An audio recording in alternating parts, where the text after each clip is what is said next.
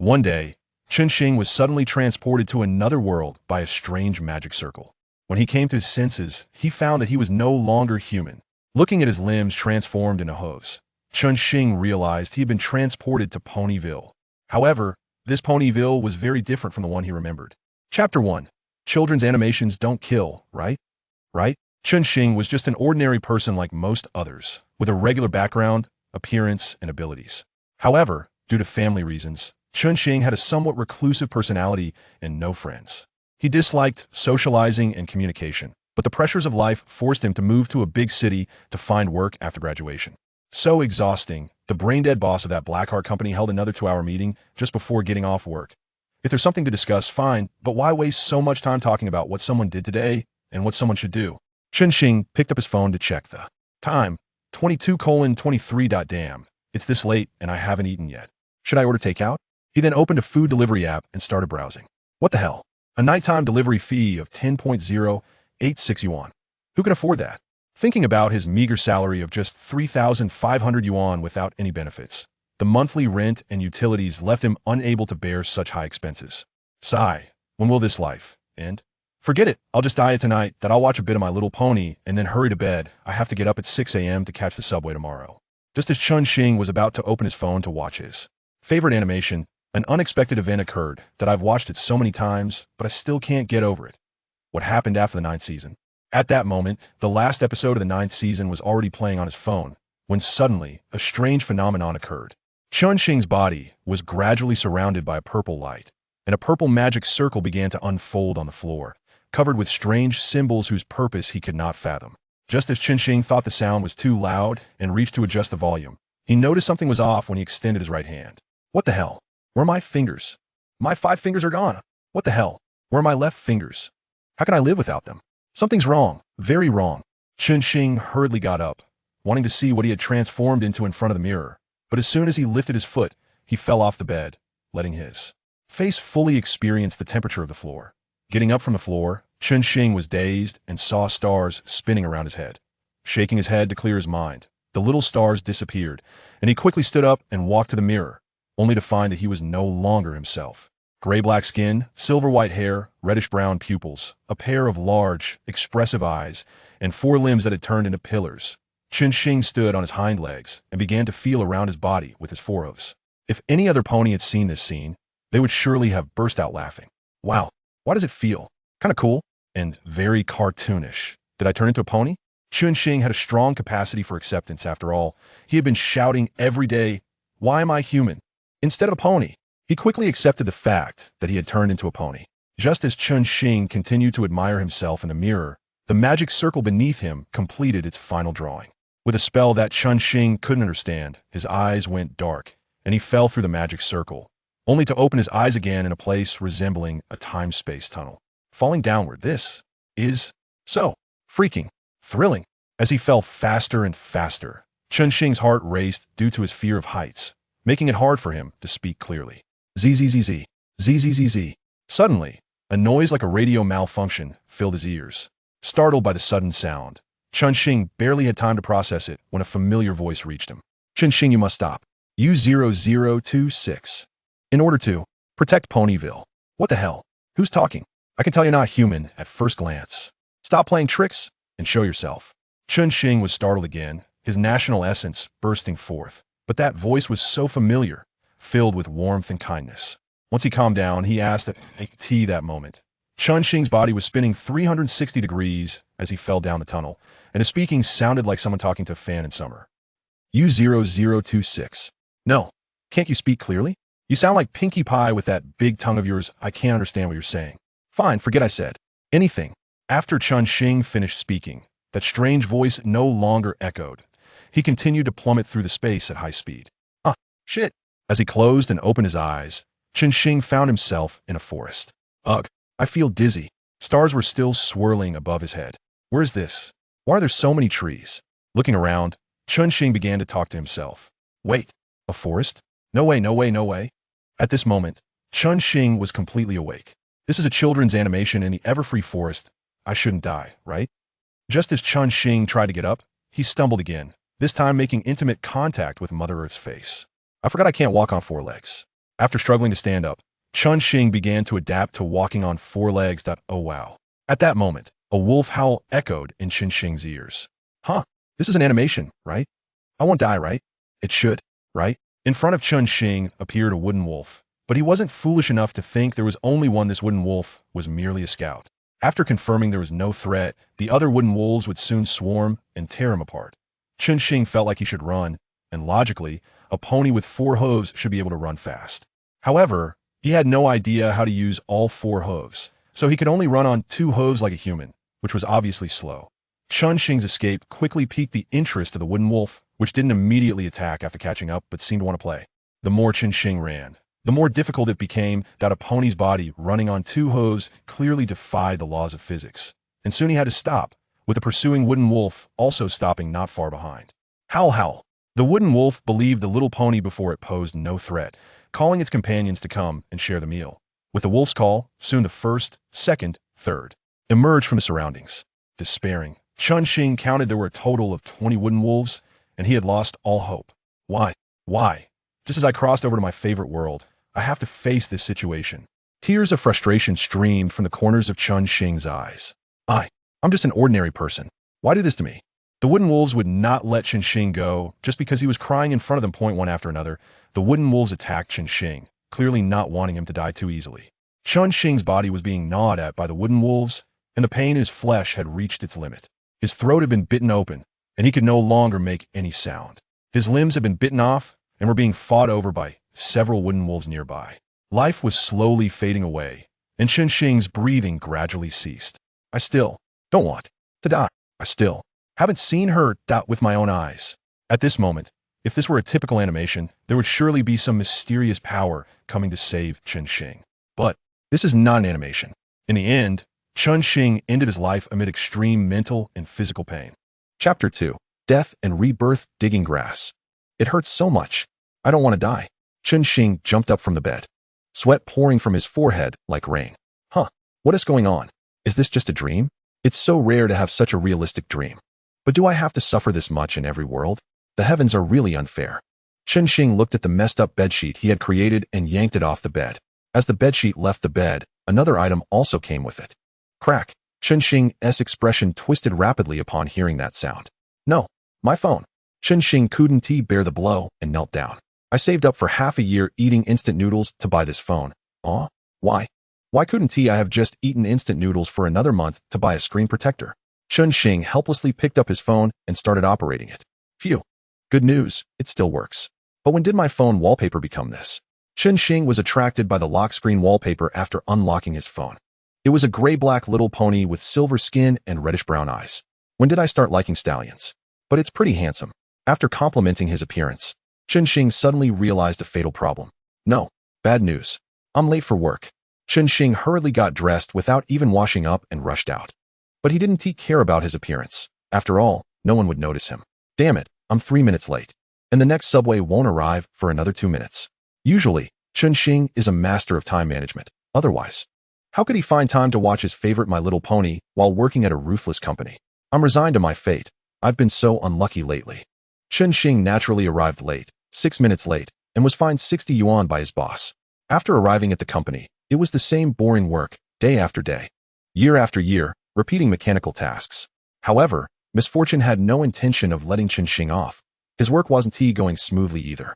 Because of that dream, Chenxing's mental state had been poor, and after being seen by his boss with a long face at work affecting the company atmosphere, he was harshly criticized and successfully had today's salary deducted.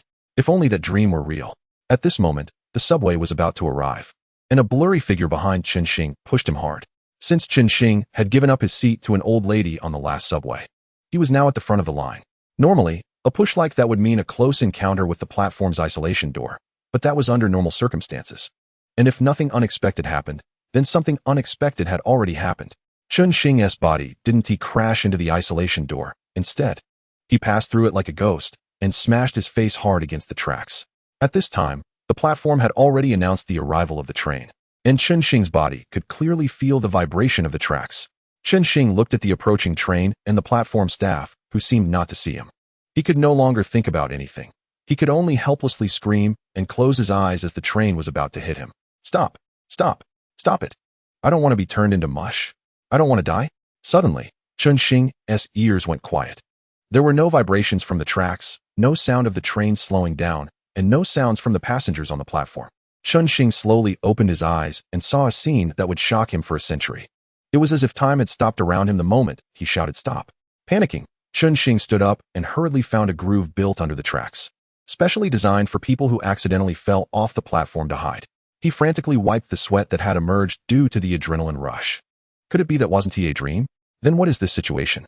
Just as Chenxing was staring blankly at the boundless darkness in front of him. Gurgle, gurgle, his stomach growled. Sigh. It's been a day since I last ate. That damn boss fined me 100 yuan, leaving me to starve today? If only I could have Crazy Thursday. Just as the thought crossed his mind, a Crazy Thursday meal appeared in front of him, and Chenxing's eyes lit up. All hunger disappearing. Could it be? Bring me a mirror. As soon as he said that, a small mirror appeared in front of him. Bring me a full-length mirror. The mirror transformed into a full-length mirror, and only then did Chenxing carefully observe his appearance. He didn't care about much else and fully appreciated his little pony body. Chenxing was a gray-black little pony with silver skin, reddish-brown eyes, and a dark red horn on his head. Why didn't I notice the horn on my head before? I'm still a unicorn. That means I can use magic. Which young guy doesn't want to use magic? Chenxing was no exception. Oh yeah, I'm a unicorn. I can use magic. But how do I use it? Chenxing tried every method he could think of to activate magic. From sensing magical energy from every part of his body to gathering it at the horn, to using the horn to feel the magic around him and channeling it into the horn. Chenxing tried many methods without success and gradually gave up. He moved the mirror aside and began to imagine a magic book. A flash of white light appeared, and an ancient-looking book appeared in front of Chenxing unaccustomed. He used both front hooves to hold the book and sat on the ground to flip through it.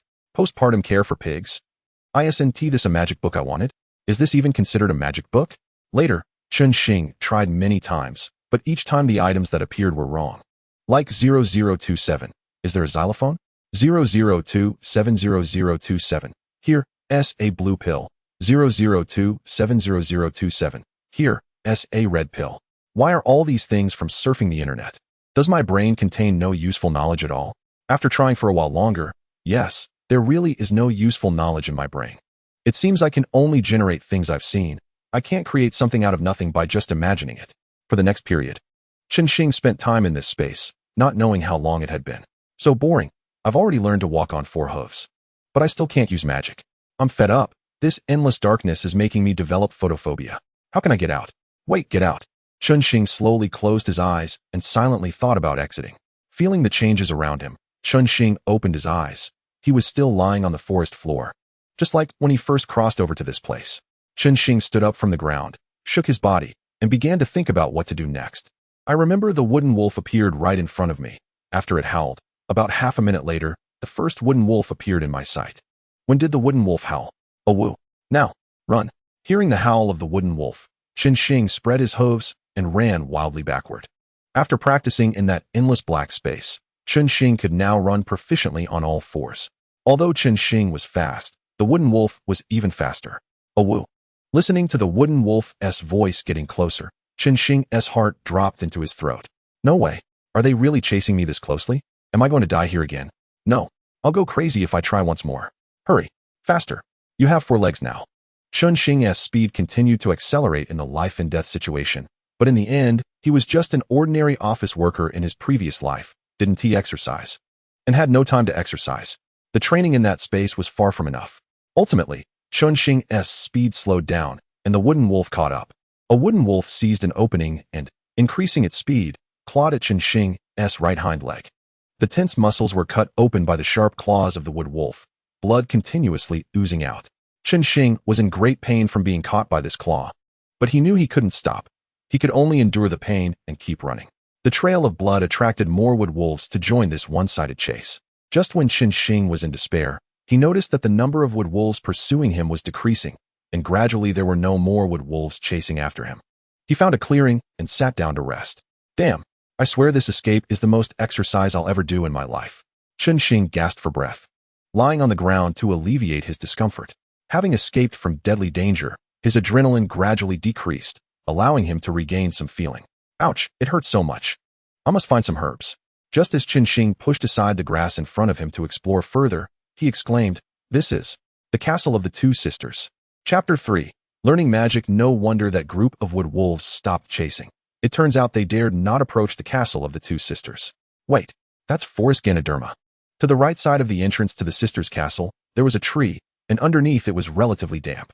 Upon closer inspection, he saw several mushroom-like plants growing on the protruding branches of the tree. Those were Forest Ganoderma. He had seen Keela use this Ganoderma in the animation to make a herbal remedy for wounds. It can disinfect and help wounds heal quickly. It seems my luck has turned for the better. Chenxing limped into the Castle of the Two Sisters, tore off a piece of rag, and then cautiously harvested the Ganoderma from under the tree. He placed the harvested Ganoderma on a relatively flat stone and smashed it with another stone to grind it.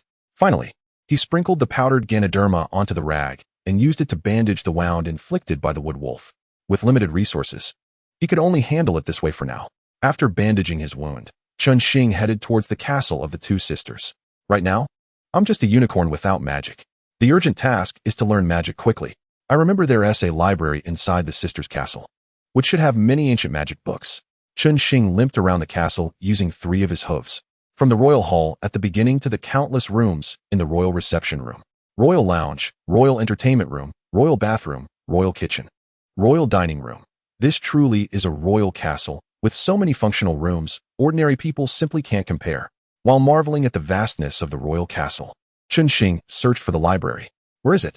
The library. Such a huge castle, yet I can't find the library. I've even seen the royal pig farm. But how come I haven't seen the library? After searching the castle for an hour, Chenxing still couldn't find the royal library he mentioned. That must be the source of harmony. This is the place that defeated the Nightmare Moon. The thrones of the two sisters are just behind. This was a hall in the castle. Just looking at the remnants of the hall now, one can imagine how glorious it was before. In the center of the hall stood a statue of the 5 sources of harmony, and further back was the thrones of the two sisters. But now there was only one. Chenxing walked over to the throne and tried to sit on it. There doesn't seem to be any mechanism. Just as Chenxing was about to get off the throne, the wall behind it opened, and dazzling white light burst forth, as if there were endless treasures inside. My face is really sore. Chenxing walked through the secret door and found the royal library he had been searching for so long. Wow, why does it feel a bit small? Let me see. The Complete Guide to Ancient Magic. Definitions of Ancient Magic. Advanced Ancient Magic. The relationship between ancient magic and mathematics. Found it. Introduction to Magic for Beginners. Chenxing couldn't wait to flip it open and lay down on the ground to read. To use magic, one must fully sense the magic particles around oneself, store the sensed magic particles in the body, and then gather the stored magic particles into the horn or release them as material when using magic. So that's why I couldn't use magic in that imagined space. It was because there were no magic particles around. After realizing the reason, Chenxing immediately stood up and exerted all his strength to sense the magic particles around him. Through his relentless effort, his horn finally reacted, and deep red magic light surged from it. The books on the ground were enveloped in dark red light, floating into the air parallel to Chenxing. Wow, I did it. I can use levitation. Due to his excitement from using magic for the first time, he made the books float a bit too high. And then the magic broke off, accurately hitting Chenxing on the head. Looks like I need to practice more. Let me see.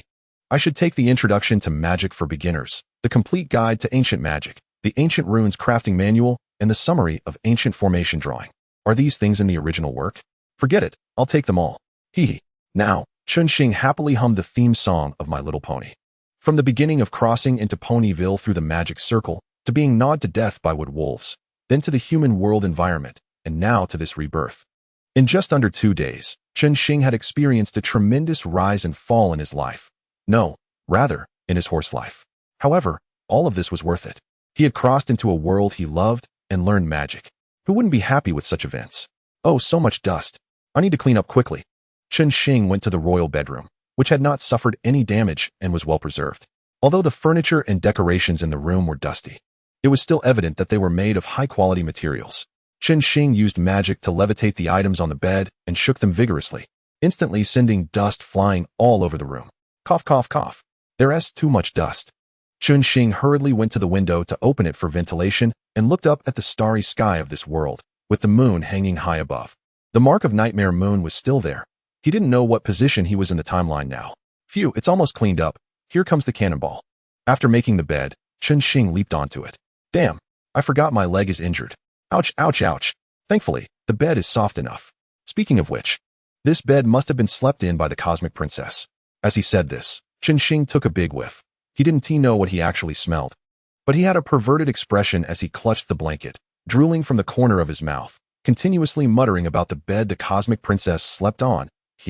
In this way, Chenxing forgot the pain and all the unpleasantness, falling into a deep sleep.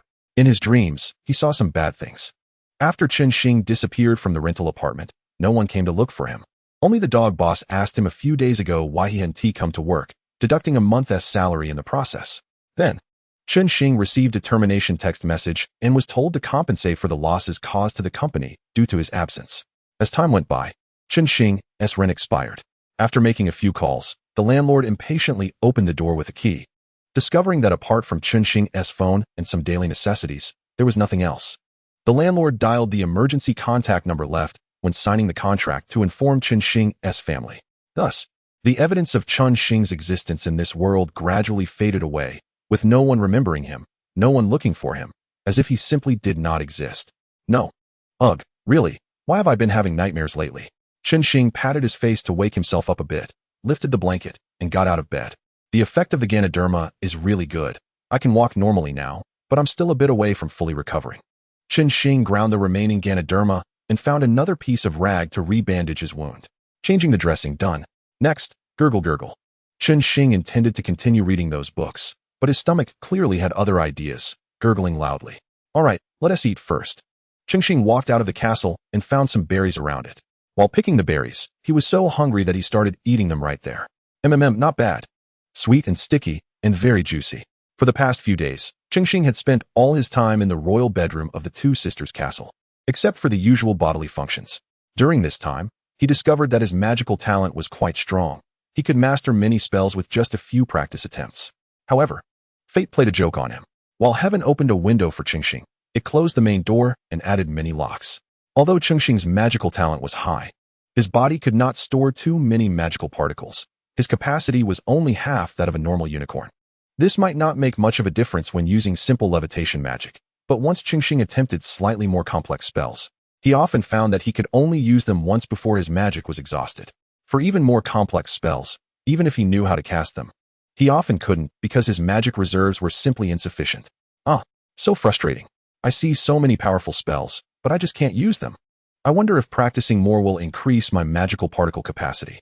The books don't record how to increase one's magical particle storage. Chenxing lay on the bed, placing the finished book beside him, and picked up another one. There were still 2 books left to read: the Ancient Runes Making Manual and the Ancient Array Drawing Overview. Let's start with the Ancient Runes Making Manual. The name sounds like it's about drawing runes in the cultivation world. Chapter 4: Runes? Arrays? Let's see runes. Chenxing opened the Ancient Runes Making Manual with magic and began to read it with great interest. In the few days since Chenxing traveled here, he had grown to enjoy reading more and more. He thought that being a bookworm like Ziyuet didn't seem so bad after all. Runes. An ancient writing that existed long before the birth of Pony Maria. Each rune was like a spell. Growth runes could make plants grow quickly. Healing runes could help wounds heal rapidly. Wind runes could summon fierce winds. Thunder runes could summon lightning, and magic runes could absorb magic, etc. Runes only required a small amount of magic to activate. Each identical rune could also be linked through rune chains. The linked runes would be more powerful than individual runes, but would also require a larger amount of magic to activate. Wow. Chenxing was so excited that he jumped up from the cosmic princess's big bed. This is simply tailored for me. It only needs a small amount of magic to drive it, and once my magic reserves increase in the future, I can link the same runes to create a version. Note: runes can only be used in pairs. After finishing the Ancient Runes Making Manual, Chenxing didn't rush to try it out, but picked up the other book, the Ancient Array Drawing Overview. The runes book only mentioned enhancing runes by linking identical ones, but it didn't say whether different runes could be linked and used together. Since the runes and arrays books were placed together, the answer would likely be in this Ancient Array Drawing Overview. Chenxing strolled over to the edge of the bed, lay down, and used magic to lift the book, continuing to read. Time always flies when reading, and by the time Chenxing finished the Ancient Array Drawing Overview, it was nearly midnight. Chenxing placed the finished book on the left side of the bed, where he kept the books he had already read. The already messy pile now had one more book added to it. Gurgle, gurgle, so hungry. I was so engrossed in reading that I didn't eat anything all day, Chenxing said as he used magic to bring a berry to his mouth. Ah, yuck. What is this? Such a disgusting taste. As soon as Chenxing took a bite, he couldn't help but spit it out. When he saw what he had eaten, he almost threw up everything in his stomach. The berries had rotted after a few days, and there were even white, long worms crawling inside. Phew, at least I didn't eat any quality protein.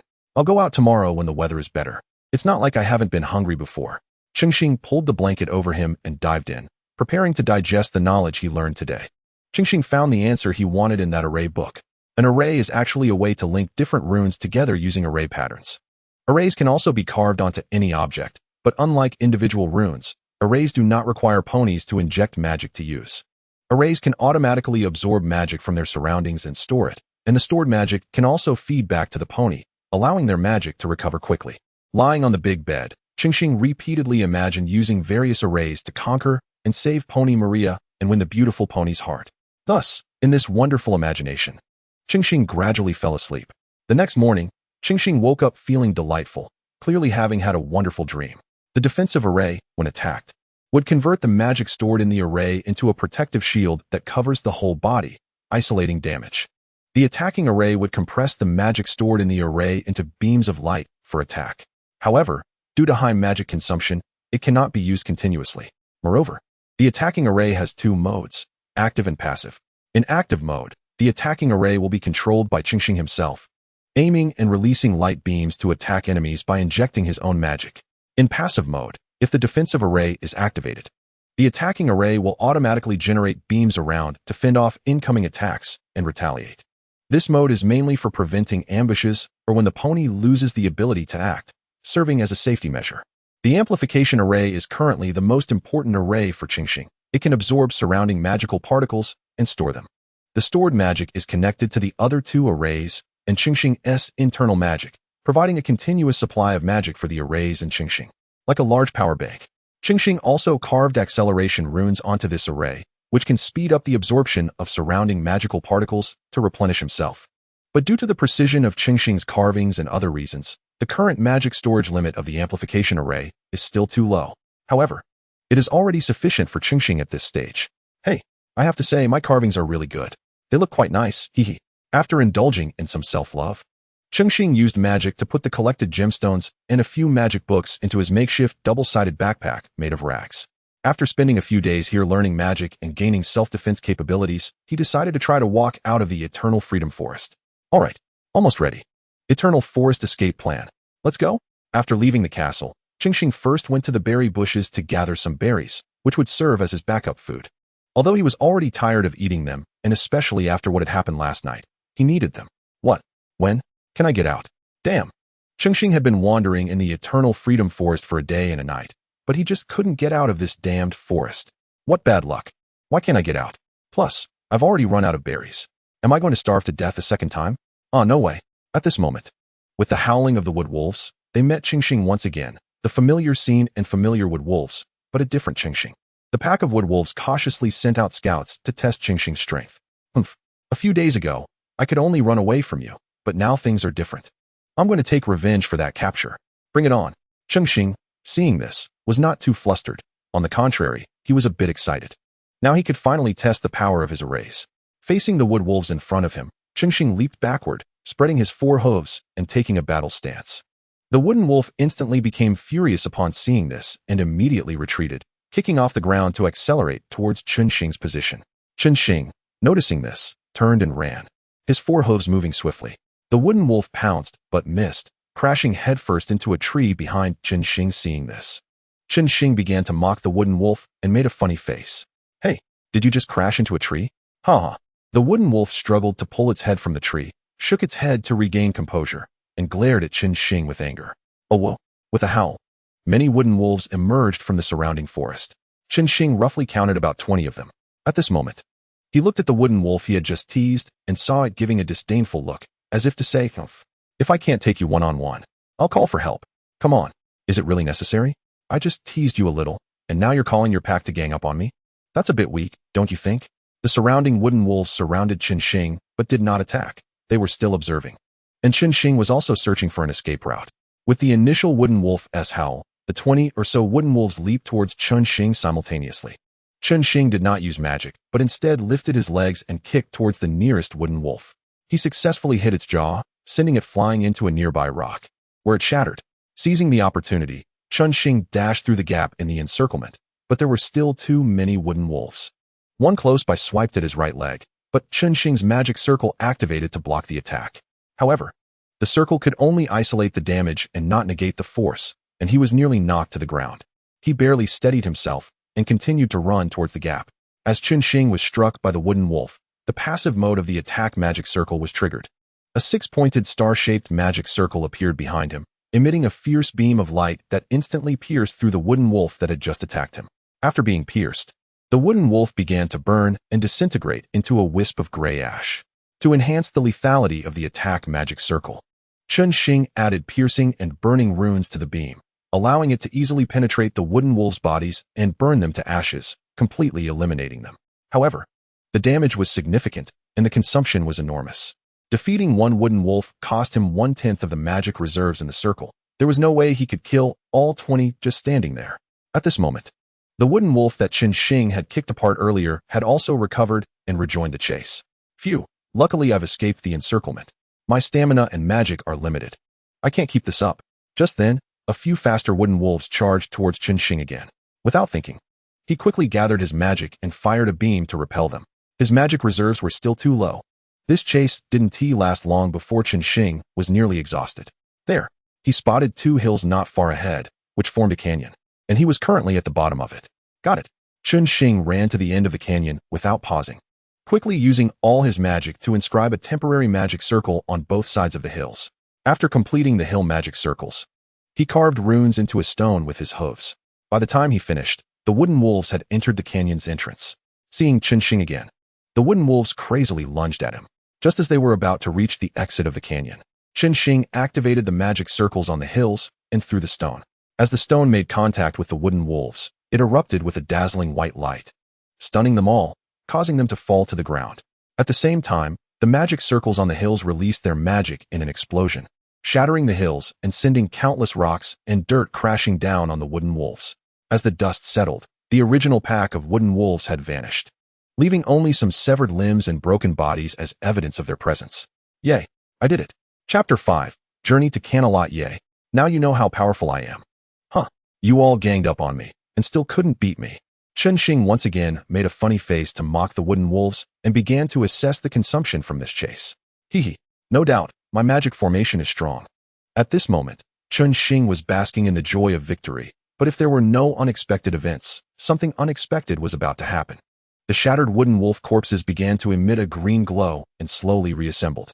Unbeknownst to the careless Chenxing, he only noticed something was wrong when he realized the wooden wolf bodies were missing. Where did those wooden wolves' bodies go? Why are they gone? Just as Chenxing was puzzling over the disappearance of the bodies, a roar erupted from where they were buried under dirt and rocks. Roar! How could I have forgotten about this? At this point, all the wooden wolves had reformed into a giant wooden wolf, which broke free from the dirt and rocks. The giant wooden wolf, with eyes larger than a pony's, stared intently at Chenxing. At this moment, Chenxing could only think of one thing: run. However, his stamina had already been depleted from earlier, and he couldn't outrun the giant wooden wolf. As he watched the giant beast, which was over 20 times his size, slowly approach, Chenxing made up his mind. Either way, I'm dead. What is there to be afraid of? I'll fight you. Chenxing gathered all the magic in his formation into the attack magic circle, preparing for a final stand. The giant wooden wolf sensed the deadly threat from Chenxing and accelerated towards him, wanting to take him down in one blow. The ground trembled from the giant wolf's charge. Come on! Chenxing shouted with all his remaining strength, and a six-pointed star magic circle appeared in front of him, shooting out a blazing beam towards the giant wooden wolf. If everything goes as planned, well, it did go as planned. Chenxing's beam of light instantly pierced through the giant wooden wolf's chest, causing it to collapse in agony, its massive body crashing heavily to the ground, shaking even the exhausted Chenxing. However, the damage to the wooden wolf was not over. Countless flames erupted from the giant wooden wolf's pierced chest, as if hellfire was trying to burn it to ashes. Chenxing approached the struggling giant wooden wolf, which was in pain, and said, "You don't want to die, do you? Submit to me, and I'll spare your life." Upon hearing this, the giant wooden wolf quickly nodded, suppressing its pain. If there was a chance to live, who would want to face death? Once it felt no more pain, the wooden wolf immediately knelt before Chenxing. With some of his magic restored, Chenxing felt less fatigued. His goal in taming this giant wooden wolf was to have it take him out of the eternal freedom forest. After all, he had been walking for a day and night without getting out. It was better to just grab a local to help him. "Take me out of the eternal freedom forest," Chenxing commanded the wooden wolf. The wolf, in response, shook its head, signaling Chenxing to climb onto its back. Chenxing jumped onto the wolf's back and found a wooden seat there. Oh wow, this wooden wolf is quite accommodating. So, Chenxing happily settled in, and the giant wooden wolf began to lumber towards the edge of the forest, giving him a swaying feeling like a rocking chair. Chenxing was too tired now, and the giant wooden wolf's swaying gait made his eyelids heavy, eventually leading him to blissfully fall asleep on the rocking bed formed by the giant wooden wolf. Unbeknownst to how long it had been, the shaking of the giant wooden wolf ceased, and Chenxing was awakened from his beautiful dream by this sudden change. Have we arrived? He patted his face with his hooves and jumped down from the wooden wolf. Chenxing was now at the northern edge of the eternal freedom forest, from where he could see a towering castle far in the north on a high mountain. Not far from here, a winding path led to that distant castle. Chenxing lifted his hoof and touched the head of the giant wooden wolf, instructing it about some matters. Just as Chenxing was about to set off, the giant wooden wolf called out to him. What's wrong? The giant wooden wolf took out a green gemstone from the tree in its embrace and handed it to Chenxing. The gemstone was entirely green, resembling jade, and when placed under the sunlight, it refracted the light into a green glow, like a jade waterfall. "Is this for me? You keep this. It's a talisman I made. It can help you absorb nearby magic to restore your strength." Chenxing used magic to lift the carved talisman and sent it to the wooden wolf's chest. After receiving it, the wooden wolf placed it back where it had taken out the green gemstone. "Thank you. I'm so tired and hungry. When will it end?" At this moment, Chenxing had been walking on the path to Canterlot for 2 days. The berries he had gathered from the eternal freedom forest had long been eaten the day before, and during these 2 days, he had no idea how far he had traveled. Every time he looked toward the castle on the mountainside in the distance, it felt as though the distance had never shrunk. He hadn't even walked out of the boundaries of the eternal freedom forest. Just to the right of this path was the edge of the forest. "No way. I'm about to starve. If I don't go back into the eternal freedom forest to find something to eat, I should just look around the edge. I shouldn't get lost, right?" Chenxing was truly starving, and although it was said that ponies eat grass, he had tried eating the grass by the roadside. But it was as prickly and bitter as needles, making it impossible for him to swallow. He quickly gave up the thought of eating grass. Just as Chenxing was about to enter the edge of the eternal freedom forest, he heard a voice calling for help in the distance. Wooden wolf. No. Someone help me. This voice, why does it sound so familiar?" Filled with confusion, Chenxing ran towards the direction of the voice. When he arrived, he saw the source of the cry. The greatest unicorn of all of Equestria, the great and powerful Trixie, was currently being attacked by a small group of wooden wolves. Chenxing roughly estimated there were about 7 or 8 of them. Trixie was using her magic and fireworks to barely keep the wooden wolves at bay. But as Chenxing got closer, he realized the situation was not optimistic. Trixie was already injured. Without hesitation, Chenxing activated his attack array, and 8 6-pointed star arrays emerged around him. Fire! At Chenxing's command, the 8 arrays activated and fired 8 beams that accurately hit the chests of the 8 wooden wolves. The wooden wolves howled in pain and were soon burned to ashes. Trixie was startled by this sudden attack, thinking she was about to meet her end, but quickly realized that the attack hadn't harmed her, but had taken down the wooden wolves instead. "Are you okay?" Chenxing approached Trixie and asked with concern. "Wah, I thought I was going to die here." At this moment, Trixie rushed over and hugged Chenxing, tears streaming down her cheeks. It's okay, you're fine." Chenxing was taken aback by Trixie's sudden embrace, but he felt it would be rude to push her away, so he comforted her, understanding her feelings after such a near-death experience. "Thank you," Trixie said after crying for a while and regaining her composure. She quickly broke free from Chenxing's embrace, her cheeks turning red, and she averted her eyes shyly. "It's nothing, are you hurt?" At this point, Trixie felt the scratch on her left hind hoof from the wooden wolf. Fortunately, the injury wasn't severe, far from the deep wound Chenxing had received last time. "Oh, I have some medicine for treating wounds in my cart. Can you help me get it?" "Sure." Trixie's wound healed at a visible speed, and soon it looked as if she had never been scratched. "Phew, good thing the array wasn't destroyed. So amazing. My front hoof is healed. By the way, I'm Trixie. Nice to meet you." "Hello, Trixie, you can call me Chenxing. I'm also very happy to meet you." "Trixie? Oh, Chenxing, it seems you mispronounced some sounds." "Oh, sorry Trixie, my pronunciation might be a bit off." "Well, considering you saved the great and powerful Trixie's life, I'll allow you to make a mistake."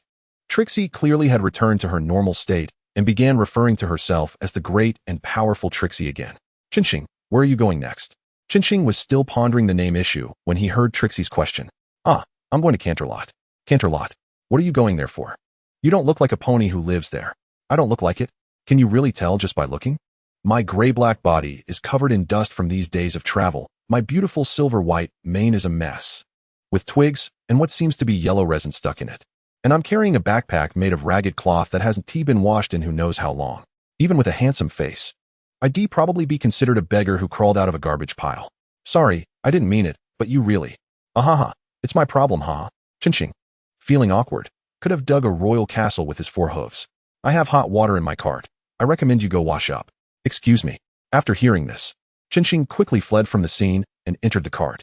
No matter what you look like, I will still like you, Trixie said shyly after Chenxing entered the cart. About half an hour later, the sound of running water stopped in the cart, and shortly after, the cart door was pushed open. What? Nothing. Trixie's cheeks turned red upon seeing the freshly bathed Chenxing. What's wrong with you? Realizing she had lost her composure, Trixie quickly shook her head to clear her mind. I'm fine. Chenxing, how was your wash? Oh, it was very comfortable. But I'm sorry, Trixie, I used up all your hot water. It's okay. Hot water can be boiled again. By the way, you're going to Canterlot, right? That's right. Perfect. I'm also going to Canterlot. How about we go together? Trixie looked at Chenxing with an eager expression, hoping he would agree quickly. Chenxing felt a bit unaccustomed to being invited by a girl for the first time. But seeing Trixie's expression, he agreed. All right. Thank you, Trixie. Yay. Cough. Traveling with the great and powerful Trixie of all Equestria is your honor. Yes, the greatest and most powerful Trixie. Chenxing, what was that magic you used when you saved me? It was so cool. Can you teach me? I want to use it in my magic performances. And so, the 2 ponies chatted and laughed as they pulled the cart towards Canterlot. Trixie's presence making Chenxing's previously lonely journey feel much less solitary. Chapter 6. Donut Joe's Donuts. Finally, we've arrived. The political center of Equestria, Canterlot. I must prove with my performance that I am indeed the greatest and most powerful unicorn of all Equestria. Go for it, Trixie. After a long journey of 7 days and 6 nights, Duststar and Trixie finally arrived at the capital of Morelia, Canterlot. On the way to Canterlot, Trixie kept asking about runes and formations, wanting to learn from Duststar. Eventually, Duststar couldn't withstand Trixie's relentless inquiries and reluctantly taught her some basics. However, strangely, no matter how Duststar taught, Trixie's drawn runes and formations just wouldn't work. Even when Duststar used her own hooves to help Trixie draw runes and formations, they still couldn't be used. Trixie felt disheartened, believing her talent was too poor to learn runes and formations. The great and powerful Trixie couldn't learn them, which led her to doubt herself. Seeing this, Duststar made a few magical props using formations and gifted them to Trixie. Strangely, Trixie could use the magical props that Duststar had created. When Duststar and Trixie first arrived in Canterlot, they didn't part ways. To repay Trixie for her care along the journey, Duststar sold some gems taken from the 2 sisters' castle to get some bits and rented a 2-bedroom house. During the day, Trixie performed her magic tricks, successfully using the human world magic and the magical props inscribed with formations taught by Duststar to attract a large audience. After all, who wouldn't be excited to see telekinesis and mind reading without magic? Meanwhile, Duststar stayed at home reading ancient magic books brought from the old castle. What frustrated Duststar was that after putting in the effort to finish the books and learn all the spells, he couldn't cast a single one.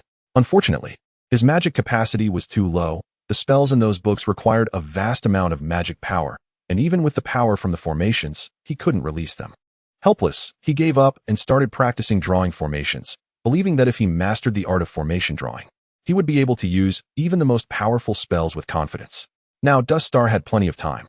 All right, let's call it a day for practice, he said. Noticing it was already morning, as he stepped out of his bedroom, he saw a breakfast laid out on the dining table. Trixie made this. Isn't she usually a late riser? And when did she learn to cook breakfast? Duststar approached the table and found a note under the plate. He used magic to lift the note and read it. Signed, Trixie. After reading the farewell letter, Duststar fell silent. It was impossible not to feel sad about Trixie's departure. The bond between the 2 ponies had grown unusually strong during their time together. But reality was what it was. Trixie had her dreams to pursue, and Duststar had his own mission to fulfill. But I have to pull myself together. You still have the important mission of saving Morelia. Duststar tucked the farewell letter away and picked up his fork and knife to eat Trixie's breakfast. Trixie's cooking is quite good. Dust Star blinked, and suddenly it was afternoon. After taking a hot shower and tidying up his mane, he stepped outside. He needed to find a job. The cost of living in Canterlot, the capital of Morelia, was surprisingly high. The bits he received from selling the gems were almost used up, and he needed to find a way to earn money, preferably with meals and accommodation included.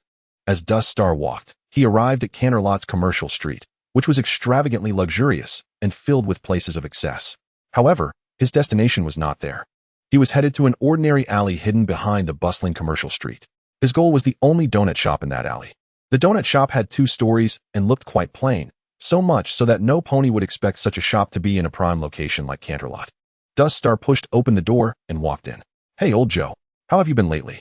The shop's decor was vastly different from other lavish stores, featuring only a few simple round wooden tables and chairs. The floor was patterned like a chessboard, black and white, and the walls were covered in green wallpaper with a few hanging lamps, creating a surprisingly cozy atmosphere. "Dust Star, you're here. Are you ready for the exam?" Dust Star had discovered this donut shop when he first arrived in Canterlot. After seeing the variety of donuts displayed in the window, he couldn't wait to buy some. Once he finished eating, he thought these donuts were the most delicious things in the world. When he wanted to learn how to make them, he found out that the owner of the shop was Donut Joe. This solidified his determination to stay at the shop. The donuts being delicious was one reason, but another was that Dust Star remembered from the show that Twilight Sparkle, before making friends in Ponyville, would often be dragged by Spike to this shop for donuts. If he could successfully work at this shop, it would be the best opportunity to become friends with Twilight Sparkle. At first, Dust Star begged Donut Joe to take him on as an apprentice, but Donut Joe had no intention of taking on any students. However, eventually, Donut Joe relented and agreed to let Dust Star become his apprentice, but only if he passed a test. The test involved Dust Star making a donut and then having to replicate it under Donut Joe's guidance, with the quality of the donut determining whether he was qualified to be Joe's apprentice. Dust Star immediately agreed, saying he needed some time to prepare, and Donut Joe said he could come back anytime once he was ready. "Of course, old Joe, I've been preparing for days. If you're not busy, let's start right now." "All right, then let's begin. Follow me to the kitchen. Dust Star, watch closely. I'll demonstrate just once. How much you remember depends on your skill." Dust Star had prepared thoroughly for this test. After leaving the donut shop that day, he went to the library and bought many books on donut making. Through his efforts over the past few days, he felt confident that even if he couldn't make donuts as good as Donut Joe's, he could at least make a decent one. "Now let's get started." Donut Joe began at the workstation, combining all the pre-prepared ingredients into a bowl and mixing them with a mixer until he had a soft dough. He then poured the dough into the pre-prepared baking tray. Throughout this process, Donut Joe didn't use any magic but relied solely on his hooves. The entire process flowed seamlessly, making it feel less like donut making and more like an artistic creation. Ding! With the oven's chime, the donuts were done. Donut Joe then used a spoon to drizzle delicious icing over the donuts and sprinkled them with shiny sugar, completing the donuts. After watching the entire process, Dust Star finally understood why such a plain-looking donut shop could thrive in a big city like Canterlot. It was all thanks to the slightly older donut master before him, who tirelessly researched delicious donuts day and night to bring joy to ponies. Dust Star no longer had the confidence he started with. He now wondered if he could really impress this seasoned pastry chef with just the knowledge from books. A few cold sweats formed on his forehead, and he began to feel nervous. "It's your turn, Dust Star. I hope you succeed." Dust Star swallowed hard. His mood had calmed down a lot, and he secretly made up his mind that he must succeed this time. Dust Star didn't use his magic. He clumsily mimicked the actions of Donut Joe from before, cautiously adding the donut seasoning, afraid of putting in too much or too little. After putting all the ingredients into the bowl, Dust Star used his hose to hold the mixer and started stirring. He constantly observed the state of the dough to adjust the stirring speed, fearing that if he stirred too slowly or too quickly. Ding! The oven was ready with the donuts made by Dust Star. He took them out and drizzled them with icing and powdered sugar before bringing them to Donut Joe. They look pretty good. Donut Joe didn't care about how hot they were and directly picked one up to put it in his mouth. Although the appearance was good, the dough wasn't mixed evenly, it wasn't fluffy enough, and there were many bubbles inside that severely affected the texture. As for the taste, there was too much salt and too little sugar, so after finishing the icing and powdered sugar on top, the donut was extremely salty. Given the result of this test, I won't take you as my apprentice, Dust Star. Old Joe, can't you give me another chance? After hearing this, Dust Star pleaded with Donut Joe to give him another opportunity, but Donut Joe did not agree. Sorry, Dust Star, a test is a test. and there are no second chances. All right, goodbye, old Joe. After hearing this, Dust Star felt hopeless and was ready to leave the kitchen. Wait, Dust Star. I said if you fail the test, you can't become my apprentice. Really, old Joe? You agree to let me stay here? Yes. After hearing the affirmative answer, Dust Star jumped up happily and then hugged old Joe tightly, almost bursting into tears. Thank you, old Joe. No need to thank me. But you're hugging too tightly. I can hardly breathe. Sorry. After hearing this, Dust Star quickly let go of Donut Joe, awkwardly scratching the back of his head and showing a standard royal fake smile while apologizing. Old Joe, my rent is about to expire, can I? There's an empty room on the second floor. You can clean it up and move in there. Yay. Old Joe, I love you. Chapter 7. I, Spike, have decided to be your friend. It's been almost a week since Dust Star started working at Donut Joe's donut shop. He has already moved out of the rental house he had when he first arrived in Canterlot and moved into an empty room on the second floor of the donut shop, which is a storage area for ingredients. Dust Star boldly requested Donut Joe to let him live there. The room on the second floor isn't too big, about 10 square meters, and while it doesn't compare to the 2-bedroom apartment Dust Star rented before, it's perfectly fine for a little pony, and it saves him rent. Plus, Donut Joe pays by the day, so Dust Star used his earnings from the past few days, along with the leftover bits from selling gems, to buy a bookshelf and some modern magic books. Although there are many powerful spells in ancient magic, some of the theoretical aspects are outdated. So Dust Star also looked for modern books on runes and formations in the library. Strangely, even after searching through the Canterlot library for days, he couldn't find any books on runes and formations, so he had to give up. During this week, apart from reading, Dust Star's pursuit of gourmet food hasn't faltered. As a human, he was very talented at cooking, and after transforming into a little pony, that talent remained. Dust Star has been learning from Donut Joe and has tried making his own flavored donuts. Although they are still far from Donut Joe's donuts, they are already much tastier than ordinary donuts, and Dust Star's donuts have a rather unique flavor. Dust Star named his donut the Spicy Magic Donut. As the name suggests, it is spicy, but not just plain spicy. Initially, it has a sweet icing flavor, but after chewing for a while, the chili explodes in your mouth. However, this sensation comes quickly and goes just as fast. After a while, the magical feeling brought by the chili fades away, replaced by a rich, milky aroma. After some brave little ponies tried his donuts, they became deeply addicted to that explosive sensation in their mouths, recommending them to their friends. The donut shop suddenly became popular because of Dust Star's donuts, and ponies from all over traveled to Canterlot just to taste Dust Star's spicy magic donuts. As Dust Star's donuts became more popular, Donut Joe's shop also turned into a trendy spot, with many ponies not only buying Dust Star's spicy magic donuts, but also many other flavors. Every pony who tasted the donuts made by Donut Joe exclaimed that they were the best donuts they had ever eaten.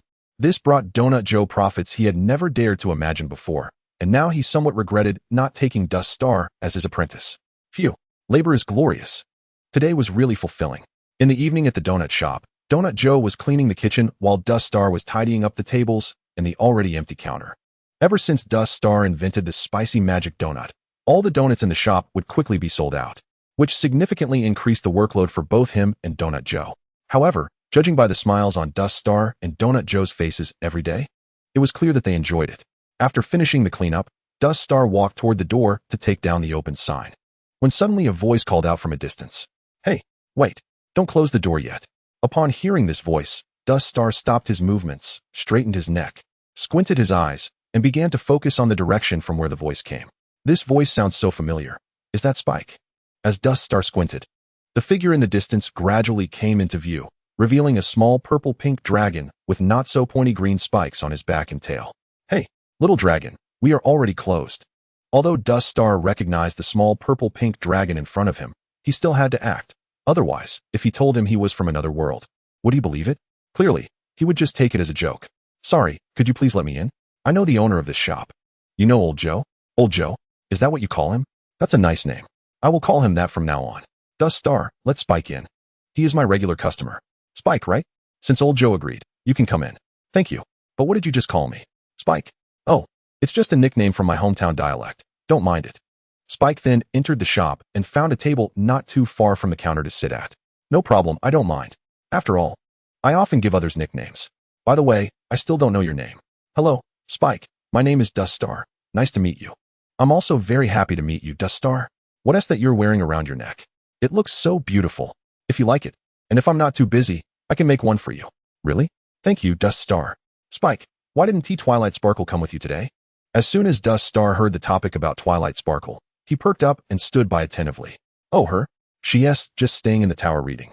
And she said eating too many sweets would make her gain weight, so she didn't come. That's such a pity. Is Spike still the same as before? Yes.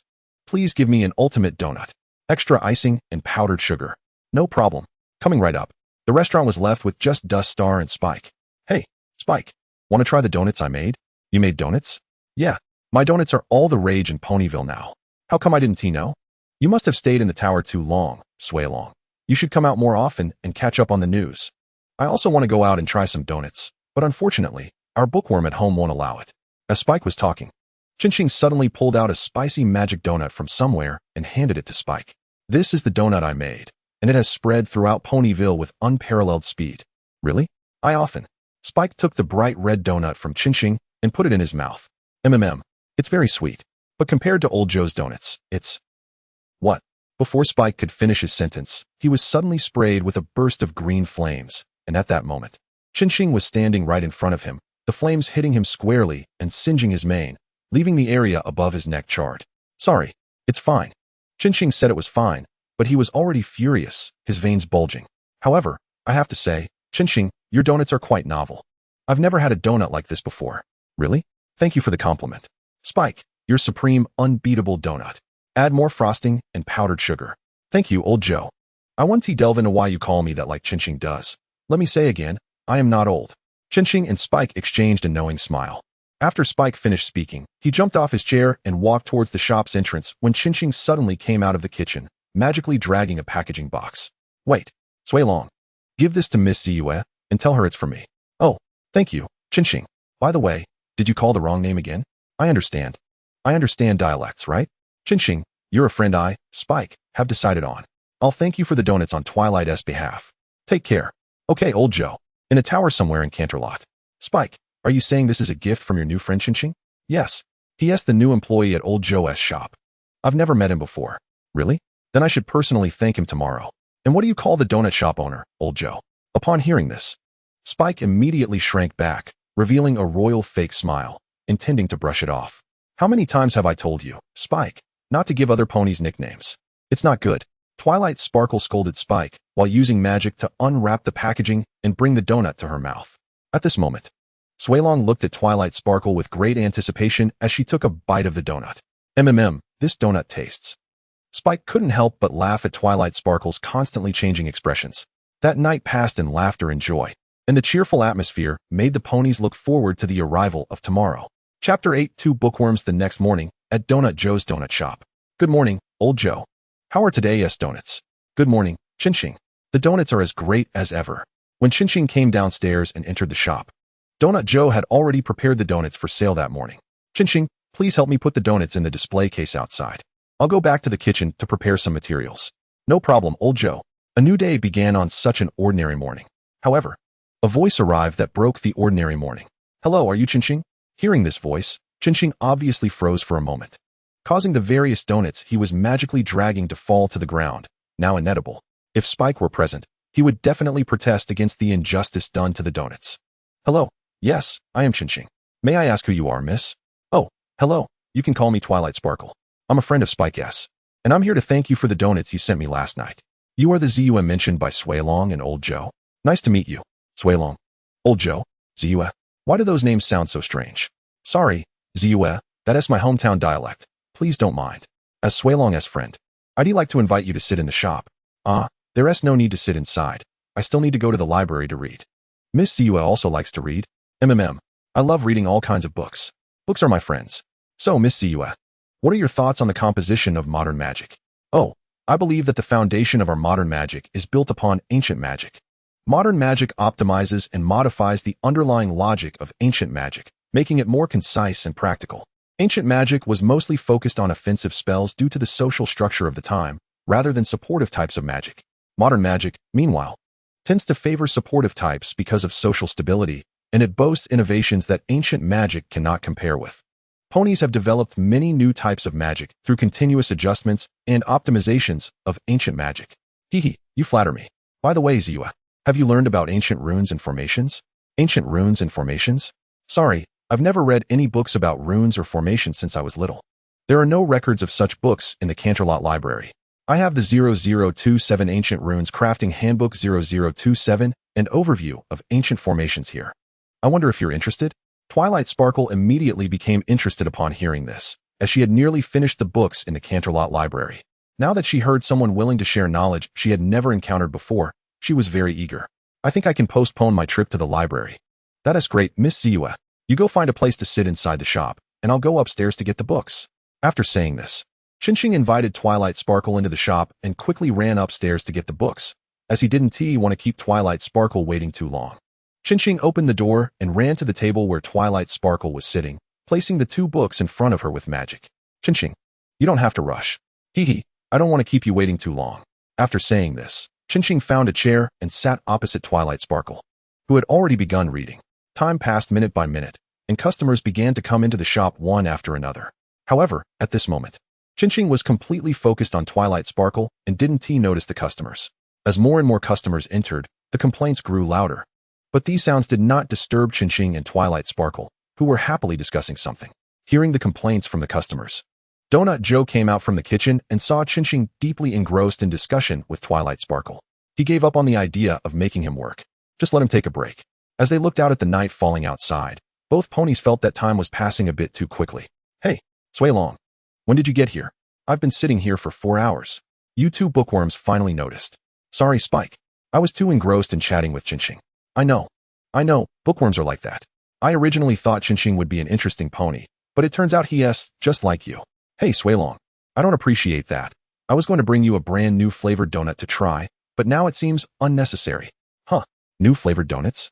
Chenxing, I was just saying that out of anger. Although you're a bookworm, you're much more interesting than Twilight Sparkle.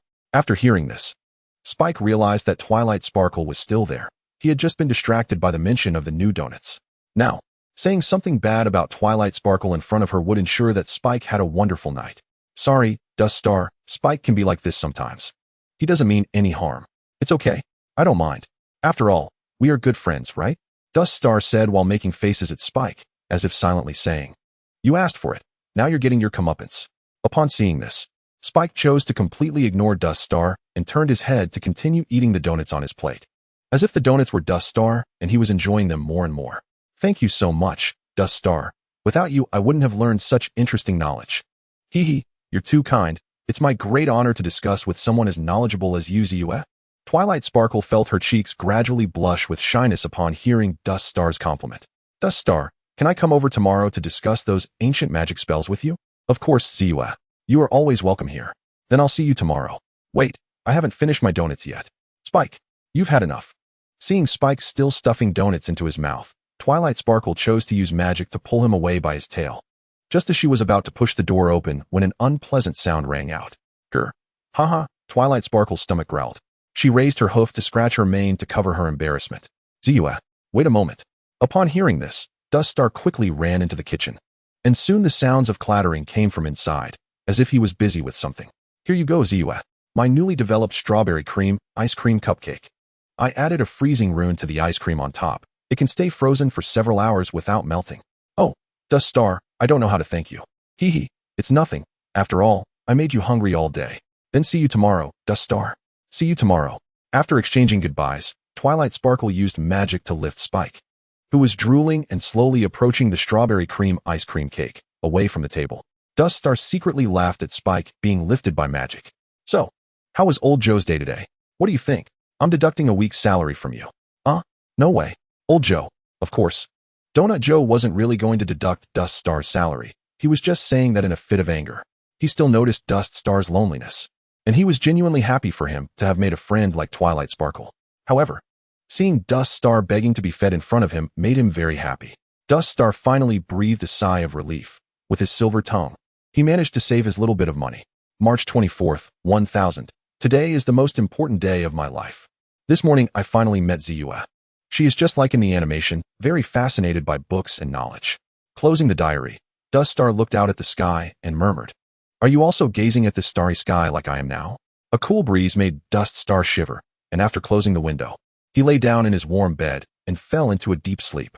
Chapter 9. Is he a friend? Or, early the next morning, Dust Star got up early.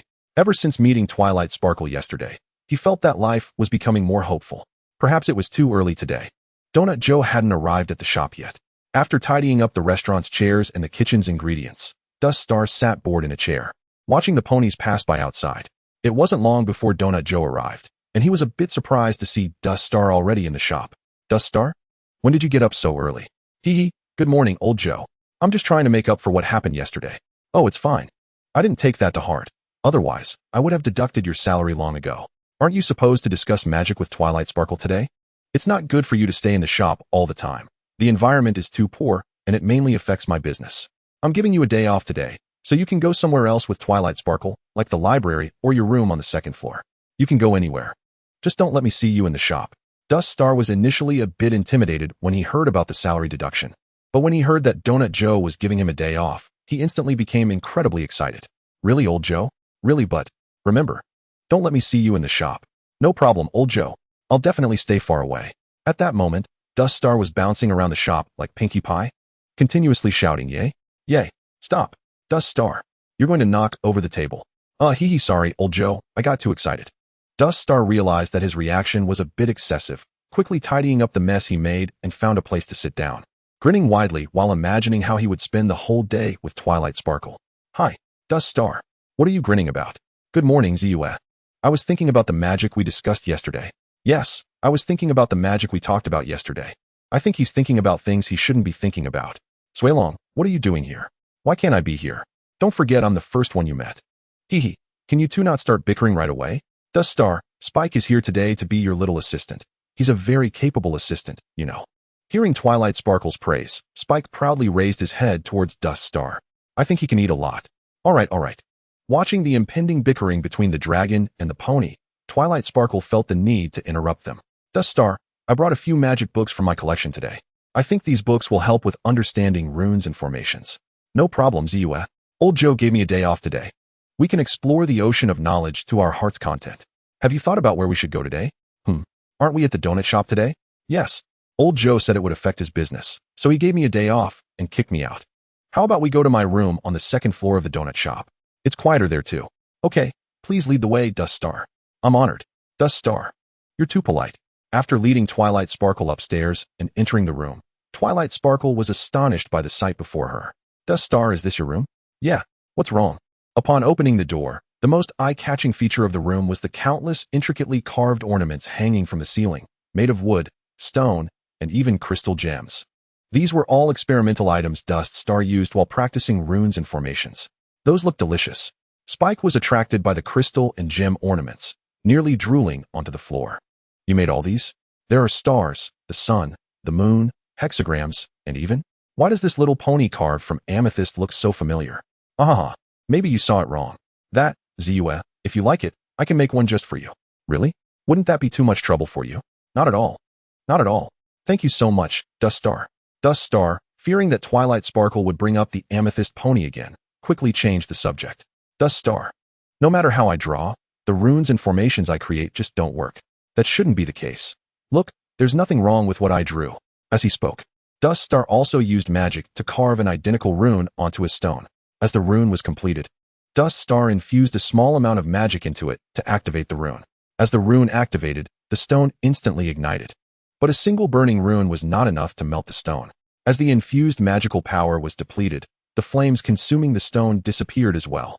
Ziyue, you try it. Chenxing handed the stone to Twilight Sparkle, who infused her own magical power into it. The stone began to burn just like it did when Chenxing infused it, but it extinguished once her magical power ran out. This is strange. The runes I drew can't be used, but the runes you drew, Chenxing, can be used, and others can use them too? Why is that? It doesn't make any sense. Perhaps there are things in this world that cannot be explained by science. Your mentor? Does your mentor understand runes and formations? Oh, sorry, Chenxing, I haven't told you before. But my mentor is actually Princess Celestia. Wait, you mean your mentor is a princess? I'm discussing magic with a princess's student right now? Chenxing felt he should really get an Oscar for this. Sorry, Chenxing, I didn't tell you at the beginning. It's fine, Ziyue, I'm just a bit surprised. I think Princess Celestia must know why runes and formations can only be used by you. Ziyue, I'll leave this matter to you. Ahem, have you finished chatting? It's already mealtime. Chenxing looked up at the clock hanging on the wall. It was indeed mealtime. Discussing magic with Twilight Sparkle always made him lose track of time. I'll go prepare the food. Ziyue, is there anything you want to eat? Oh, if possible. Could you make another strawberry cream ice cream cupcake like the one you delivered to me last night? Of course. So, my good friend Suelong, what do you want to eat? Let me think. Could I try the spicy magic donuts you made? Of course. Please wait a moment, esteemed guests. The food will be ready soon. Ha ha ha. Chenxing, you really have a way with words. Is that your hometown dialect? I guess so. After saying that, Chenxing hurriedly ran to the back kitchen to prepare. Donut Joe, seeing Chenxing, questioned him. Didn't you promise not to show up in front of me today? Why are you backtracking now? Come on, Joe. Let me use the kitchen. I'm begging you. Fine, since you're begging me. Just finish quickly and leave. Thank you, Joe. Joe enjoyed watching Chenxing grovel, as it made him feel a bit balanced. After all, he never encountered a good girl like Twilight Sparkle at Chenxing's age. And he was still single. Once in the kitchen, Chenxing started bustling about. He went out midway to buy something, and then hurried back upstairs. Chenxing, it has only been 15 minutes. Maybe I was too anxious. Here, Ziyue, your strawberry cream ice cream cupcake, and Suelong, your spicy magic donut. I also have a surprise for you. What kind of surprise can you prepare for me? Is it a gem?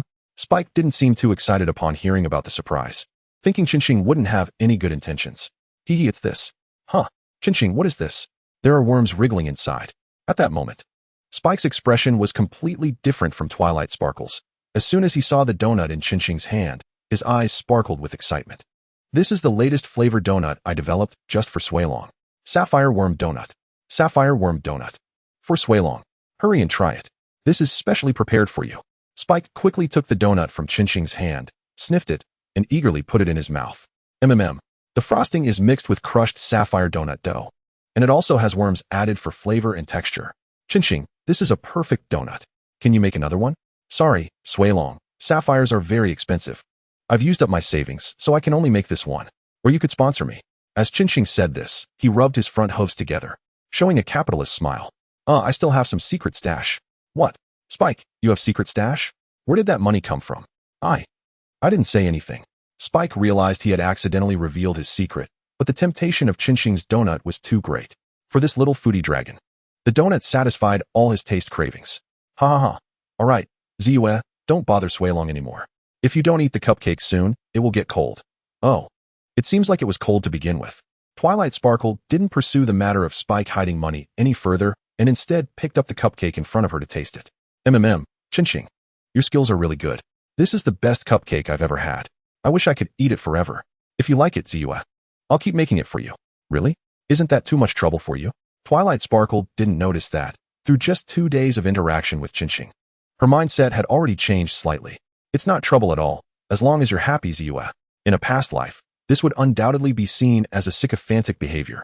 But fortunately, this wasn't the past. Twilight Sparkle's cheeks flushed slightly. It was the first time she felt warmth from a male pony other than her family. The wonderful lunchtime passed like this, and Chenxing and Twilight Sparkle once again entered a state of immersive magic discussion. Time flew by, and 3 months had passed in the blink of an eye. Twilight Sparkle sadly told Chenxing about this matter, but Chenxing didn't seem too affected. After that, whenever Twilight Sparkle had free time, she would come to the donut shop to find Chenxing. Initially, they only discussed magic or the magical topics assigned by Princess Celestia. But as time went on, they began to talk about personal matters, becoming more like a pair of deep friends. Perhaps it was more than just friendship. Over the past few months, Twilight Sparkle also discovered various shining aspects of Chenxing. His magical talent was very high, and he always thought about problems from unique angles. He could propose some novel ideas that were astonishing to others, but were achievable. Most importantly, he always appeared by Twilight Sparkle's side when she needed him the most, which gradually changed the nature of her feelings for him. Chapter 10. You shine like the stars at night. Front row reminder. For a better reading experience below, please have pony readers with conditions find their headphones and prepare the specified song in the background. Specified song. When the song is needed, there will be prompts and usage instructions. If possible, please follow the usage instructions for the best reading experience. Below is the main text. Oh no. Princess Celestia said she wants me to attend a royal ball, and I need to find a pony to be my dance partner. But I don't know which pony can be my partner. Besides Silver Shield, I have no other pony friends. Twilight Sparkle had just received a letter from Princess Celestia, stating that the princess would hold a royal ball tomorrow night to maintain relations with dignitaries from all over Equestria. Twilight Sparkle had to attend this important ball and bring a pony as her partner. Why don't you invite Chenxing? Who? Chenxing? Twilight Sparkle's eyes suddenly sparkled with a glimmer upon hearing the name Dust Star, but it quickly faded away. Come on, Spike. Dust Star can't be considered my pony friend. He's more like an academic partner I communicate with. But come on, Twilight. You two are always hanging out whenever you have time. And it's not just about discussing magic anymore. But what if Dust Star doesn't think so? What if he rejects me? Come on, Twilight Sparkle. You know better than anyone what Dust Star means to you. Spike was saying this while shoving a sapphire worm donut into his mouth.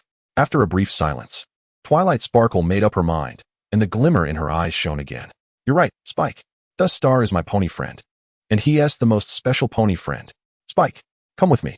Poor Spike was dragged out by Twilight Sparkle's magic, still with half a donut in his mouth. At that moment, Dust Star was happily wiping down the outdoor dining tables placed outside the restaurant.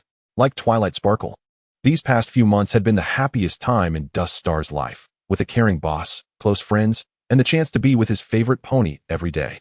Dust Star was thoroughly enjoying life. Dust Star. Hearing someone call him, Dust Star turned around and saw Twilight Sparkle running towards him, with Spike being dragged behind her. Not floating, but sliding on the ground.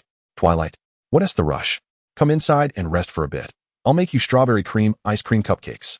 No, I don't need that. Twilight Sparkle was panting and, seeing the basin of water next to Dust Star, grabbed it and drank it all in one go. Wait, Twilight. That's Dust Star. Would you be my dance partner? What? Dust Star was completely taken aback, unable to react. Dance partner? Yes. Princess Celestia is hosting a royal ball tomorrow night, and I want to invite you to be my dance partner. At that moment, Twilight Sparkle's cheeks turned red. Her eyes widened, and she slightly lowered her head to look at Dust Star. Of course, I'd love to be your dance partner, Twilight. Thank you for inviting me to the ball. Yay. Upon hearing Dust Star's affirmative response, Twilight Sparkle jumped up in excitement.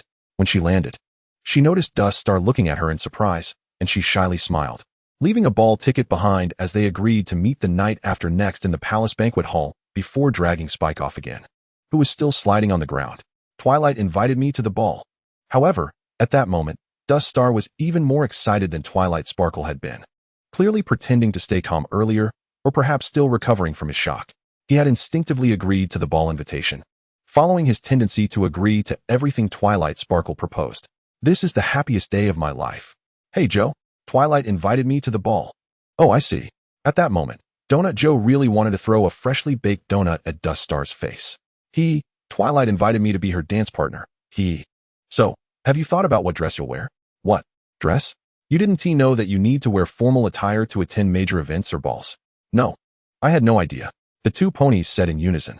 Joe, help me out. Donut Joe enjoyed seeing Dust Star in such a flustered state, but still didn't agree to help him just yet.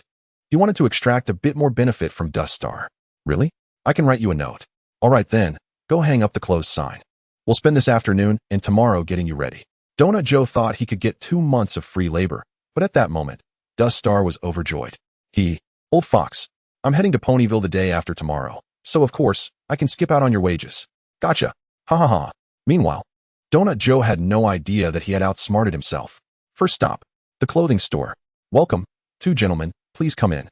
Dust Star and Donut Joe arrived at a luxurious clothing store on Commercial Street.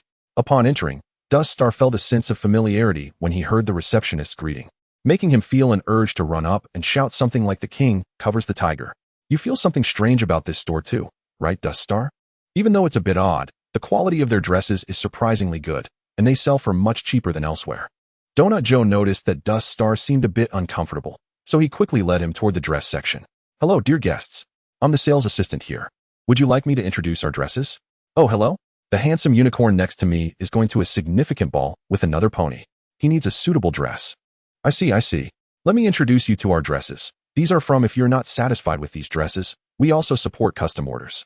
Forget about custom orders. I need it in a hurry. Joe, do you think that one will suit Twilight? Later. Dust Star regretted letting Donut Joe help him pick out clothes. I think it's good. It matches your coat and main color well. Help me get that one. I want to try it on. Of course, no problem, sir. The fitting room is on your right. At that moment, on the other side of Canterlot.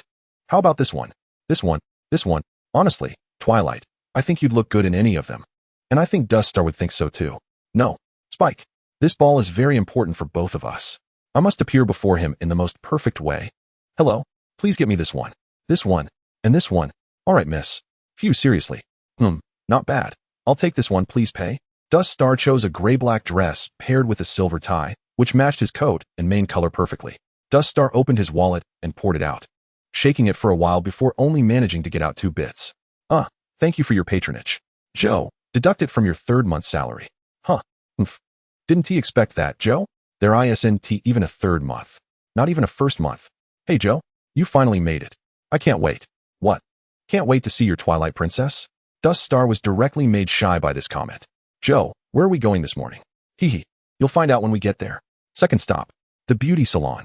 Joe, isn't this a place for Mares? What are 2 stallions doing here? All right, Dust Star. I admit, you're the most handsome unicorn I've ever seen. But you really should take a good look in the mirror. You definitely didn't wash up properly this morning. You still have eye boogers. And look at your mane. It's a mess. And very greasy. Are you really planning to meet Twilight Sparkle looking like this? Joe, don't say that. Twilight isn't mine yet. Is that the point? Forget it. Hurry up and get a full grooming package. I got it, Joe. Don't pull my ear with magic. It hurts. Don't it, Joe? Seeing Dust Star in such a stubborn state, didn't he bother explaining further and directly used magic to pull Dust Star's ear, dragging him into the beauty salon. After several hours. Phew, Joe, you won't believe it. This beauty package is so refreshing. Yeah, I was a regular customer here before. No wonder you specifically asked for technician number 18. I didn't expect that, Joe. Same to you. However, Dust Star did not notice that behind a signboard in the right rear of his previous position, skincare beauty haircut was completed. Oh no, it's already this time. I've spent too much time on my hairstyle. Hurry, Spike. We have to get to the ball before it starts. Hey, wait for me, Twilight. You're running too fast. Can't you go any faster? Well, Spike was still being magically tugged by Twilight Sparkle's tail, having a close encounter with the ground. 3rd stop, Royal Banquet Hall. Old Joe, why are you in a tuxedo too? What? Just because you can wear it doesn't mean I can't? Who made that rule? It seems there is no law in Ponyville that says you can't wear a tuxedo. All right, I know you're really nervous right now. This ball could be life-changing for you. Relax, your Twilight Sparkle is waiting for you inside. Thank you, Old Joe. Dust Star waved goodbye to Donut Joe after letting go of him and walked towards the banquet hall. After the ticket was checked by the pony at the entrance, Dust Star successfully entered and immediately spotted a familiar pony. Old Joe, what are you doing here? What? Why can't I be here? You thought I wore a tuxedo to make you look good? I'm the pastry chef for this ball. Hurry up and find your Twilight Princess. Don't disturb me. Hey, beautiful lady over there, do you have plans for tonight? Damn, I knew you wouldn't want to miss out on making money while accompanying me to buy clothes and get pampered. Now it all makes sense. How infuriating. Just as Dust Star was still complaining about Donut Joe in his heart, with Princess Celestia's speech, the ball officially began. As Princess Celestia's voice faded, a beautiful song filled the venue, and all the ponies present cheered with excitement, pairing off. Even Donut Joe, usually a rough guy, was surrounded by several little Mares. While our Dust Star was still searching for his Twilight. Where are you, Twilight? Dust Star. Just when Dust Star's heart had sunk to the bottom, that voice, the one he had longed to hear from his past life to now, reached his ears. He hurriedly ran towards the source of the voice, and at that moment, Twilight Sparkle also ran in from the entrance of the banquet hall. The 2 ponies rushed towards each other and embraced tightly. Hey, Dust Star, why are you crying? This isn't like you. I'm just so happy to see you. All right, Dust Star, if we don't get inside soon, the ball will be over. You're my dance partner. I want to dance with you. Dust Star released his hold on Twilight, and as they completely separated, he realized just how beautiful Twilight looked today. She wore a light purple gown adorned with twinkling stars carved from purple gems, with blue crystal shoes on her hooves, also engraved with the same stars as her dress. Her usually slightly curled long hair was styled into a single ponytail, decorated with a crystal-like hairpin. How do I look, Dust Star? Twilight shyly asked, blushing. At that moment, they looked like a loving couple. Twilight, no matter past, present, or future, you will always be the most beautiful pony. Thank you, Dust Star. You finally called my name correctly, but I still hope you can call me Twilight in your hometown language. Dust Star and Twilight arrived at the center of the banquet hall. So how do we dance this dance? Ha, Dust Star, you're really not very good at dancing. You couldn't coordinate 2 legs before, and now with 4 hooves. Dust Star felt that dancing with 4 hooves was definitely harder than saving all of Ponyville. But dancing with you is really fun. I feel happy every moment I spend with you.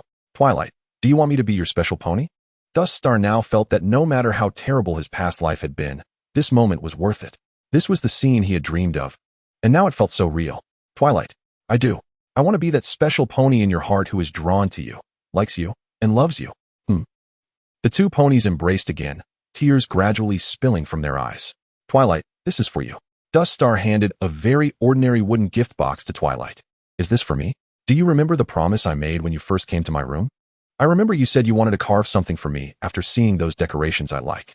I carved many protective spells on it, so I only gave it to you this late. Twilight, try it on. Dust Star, help me. After putting it on, Dust Star gazed at Twilight, and Twilight gazed back at Dust Star. Suddenly, Twilight closed her eyes and tilted her head towards Dust Star, seeking something. Dust Star mustered his courage and kissed her. Their lips touched, but there was no electric shock feeling, just the most ordinary yet precious warmth. Chapter 11. Arriving at Ponyville. Ahem. Dust Star and Twilight Sparkle hurriedly separated upon hearing the voice. Sorry to interrupt you too. Dust Star initially thought, isn't that a redundant question? But suddenly he felt that the voice seemed a bit off. Dust Star turned to look. Of course, Dust Star's voice was very, very small, and at that moment, Twilight Sparkle had also come out of her previous state. Huh, Princess. When Twilight Sparkle saw Princess Celestia, she looked like a child who had done something wrong, her gaze darting around. Dust Star, could you come with me for a moment? Me? Is there any other pony here called Dust Star? Ha ha ha, then it must be me. Twilight Sparkle wanted to strangle Dust Star upon hearing this, because Princess Celestia was not some devil. She was the ruler of all Ponyville and Twilight Sparkle's teacher. Now, Twilight Sparkle was worried that this matter had already been known to her teacher, although she had mentioned Dust Star frequently around her. Who knew if Princess Celestia would oppose her being with Dust Star? While Twilight Sparkle was still lost in her thoughts, Dust Star had already followed Princess Celestia to a lounge behind the exhibition hall. That cosmic princess, did you see what just happened? Ha ha ha, Dust Star. I haven't heard that name in a long time. Yes, I noticed you too from the moment Twilight Sparkle walked in. Princess Celestia smiled gently at Dust Star. I'm curious. How did you manage to win over my most outstanding student? After all, you didn't belong to this world before. What? At that moment, Dust Star felt all his nerves tense up. The magic in the array was ready to unleash. Over the past few months, Dust Star had been diligent in improving his abilities. Although he hadn't added any other functions to the 3 arrays yet, his existing abilities had increased several times over. Hey, Dust Star, don't be nervous. I have no ill intentions. How did you know my identity? Sorry, I can't tell you that. The reason I called you over is just to have a chat with you. After all, in my student's words, she has praised you to the heavens. At that moment, Princess Celestia found a soft cushion to sit on and used her magic to summon a cushion for Dust Star, signaling him to sit down. Once Dust Star sat down, she conjured a beautiful tea set and poured tea for him. Cosmic Princess, are you really this down-to-earth? Pouring tea for a commoner like me? You are too funny. Dust Star, if even the first pony in Ponyville's history who can draw runes and formations is just an ordinary citizen, then what does that make me? An actual ordinary citizen? Wait, are you saying I'm the first pony in Ponyville's history who can draw runes and formations? That's right, Dust Star. That's the reason I called you over. I've already planned out Twilight Sparkle's entire growth trajectory, but your appearance is a variable. Twilight Sparkle has developed special feelings for you, and I hope you won't let her down. All right, let's go out. Twilight Sparkle will probably be worried if she can't see you again. Dust Star. The princess didn't oppose our relationship, did she? At this moment, Twilight Sparkle was really afraid that her mentor would oppose their being together. Don't worry, Princess Celestia didn't object. Phew, that's good. Twilight Sparkle, it's time for me to assign you your next task. Yes, Your Highness. Make some friends? But Dust Star. He can't really be considered your friend yet, can he? I understand, Your Highness. Tomorrow morning, you will take the royal carriage with Dust Star. Dust Star. You're a big liar. Early the next morning, Dust Star, Twilight Sparkle, and Spike headed to Ponyville. When Dust Star asked Donut Joe for a day off, he didn't make things difficult for Dust Star. After all, it was a royal command, but he did dock half a month's pay from him. What should I do? Dust Star? The princess wants me to make more friends, but I don't know how to make friends at all. Relax, Twilight, you met me, didn't you? Just gather your courage and go with the flow. Seriously, I've had enough. At this moment, Spike looked at the couple in front of him with disdain. Yesterday, he even sacrificed his own comfort for them. His backside still ached, while these two ponies didn't care about him at all. All right, Spike. I know you might have felt a tiny bit hurt yesterday, but I made you a big box of sapphire worm donuts to apologize, so stop sulking. Spike chose to ignore Dust Star, rubbing his backside while munching on a donut he had pulled from who knows where. After the royal carriage passed through a cloud, the outline of a small town gradually appeared in the distance. It was Ponyville, the birthplace of the magic of friendship, the place Dust Star had longed to visit. As the royal carriage landed, Dust Star extended his hoof to touch the ground. Ah, this feels great. Dust Star looked at Twilight Sparkle, noticing that she was still a bit nervous. Twilight, relax, look ahead. There's a pink pony bouncing towards us. Why not try greeting her first? All right, Dust Star. As the pink pony got closer, Twilight Sparkle gathered her courage. Hello. Ah. What responded to Twilight Sparkle wasn't a hello, but a scream, along with a movement that defied Newtonian physics. Dust Star thought, maybe they don't welcome me? It's all right, Twilight. I believe in you, go for it. Hearing Dust Star's encouraging words, Twilight Sparkle regained her confidence. Then let's check the first item on the inspection list, the banquet preparation at Sweet Apple Acres. After calming herself, Twilight Sparkle prepared to get into work mode, walking towards Sweet Apple Acres with Dust Star and Spike. Hey, huh. Before they got close to the gate of Sweet Apple Acres, they heard the iconic call of a pony. Dust Star and Twilight Sparkle were drawn to the sound and saw an orange pony kicking an apple tree with its hind hooves. Twilight, why not try to get to know her first? All right. Dust Star and Twilight Sparkle walked over to greet the orange pony. Good afternoon, I'm Twilight Sparkle. And this is Dust Star. However, before Twilight Sparkle could finish her sentence, the orange pony quickly ran up to them and shook their hooves with her front hooves. Hello. Twilight Sparkle, hello, Dust Star, I'm Applejack. Welcome to Sweet Apple Acres. Do you like making new friends? Applejack's front hooves were shaking Dust Star and Twilight Sparkle's hooves wildly. Actually, we came too. Is there anything I can help with? Before Twilight Sparkle could finish her sentence, Applejack let go of their hooves, but clearly, Dust Star and Twilight Sparkle didn't react in time, their hooves still shaking. Then Spike stepped in to stop them while laughing secretly, only to be met with a fierce glare from Dust Star and Twilight Sparkle. Yes, you found the right ponies. Would you like to try some? All right, as long as it doesn't waste too much time. After hearing Applejack's invitation, Twilight looked at Dust Star and, seeing him nod, agreed. However, before she could finish her sentence, the three of them were quickly taken to the dining table. All right, let me introduce you to the apple family. Thanks, but we need to inspect quickly. This is sweet apple pie, apple bread, apple muffins, red mousse, golden mousse, apple caramel, apple rolls, apple pie, baked apples, apple egg rolls, and apple crisp. This is Big Mac, and this is Apple Bloom, and this is Granny Smith. Granny, we have new friends here. Looks like the banquet preparations are going quite well. I think we need to head to the next inspection location. Don't you want to stay and eat something? Twilight Sparkle looked at Apple Bloom's adorable eyes and ultimately gave in. All right, just for a bit. Yay. However, their stomachs were a bit different. Oh, I'm sorry, Dust Star. I dragged you into this. At this moment, Dust Star's belly was noticeably bigger than before. He had eaten both the portion meant for Twilight Sparkle and his own. It's all right. Burp. Wasting food is shameful, burp. Looking at Dust Star's current state, Twilight Sparkle smiled gently. Dust Star, you look really funny right now. Dust Star hadn't finished speaking when suddenly, a rainbow crashed him into a mud puddle. Dust Star. Sorry. Dust Star pulled his face out of the mud, feeling like 1,000 grass mud horses had run by, but he also felt relieved that in the original story, it was Twilight Sparkle who got knocked into the mud, and he didn't want that to happen to him. I'll help you clean up. With a localized rain, Dust Star was thoroughly drenched. How about this? I call this trick blow dry after rain. At this moment, Dust Star's hair, which Twilight Sparkle had carefully groomed in the morning, had turned into a messy explosion. And his tail was the same. The blue pony watching this scene couldn't hold back and burst into laughter, rolling on the ground with her legs in the air. Even Spike's reaction was the same as that of the blue pony. All right, you are the pony responsible for clearing the sky, right? Your name is Rainbow Dash? Yes. You know me? But it seems you don't know me completely. You got my name wrong. My name is Rainbow Days. Sorry, Rainbow Dash is my hometown's dialect. Please don't mind. No worries. I think Rainbow Dash suits me well. So, Rainbow Dash, Princess Celestia sent us to inspect the weather here, but it seems you're slacking off? Humph. With just these clouds in the sky, I can clear them in 10 seconds after I practice. Practice? Practice what? Of course. It's practice for the Lightning Bolt Squadron performance tomorrow. Oh, I guess you want to join the Lightning Bolt Squadron, Rainbow Dash. Exactly. Come on, Rainbow Dash. You can't even clear the sky properly. The Lightning Bolt Squadron won't want you. What? Just wait. I can clear the sky in 10 seconds. Rainbow Days got provoked and quickly cleared the clouds in the sky. In just a few seconds, she had finished. Hey, how about that? I didn't lie to you. At this moment, Dust Star and Twilight Sparkle exchanged smiles.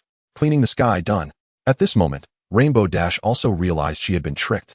And after dropping a hate it, she left the scene. Dusty Star and Twilight Sparkle continued to their next inspection point after Rainbow Dash left.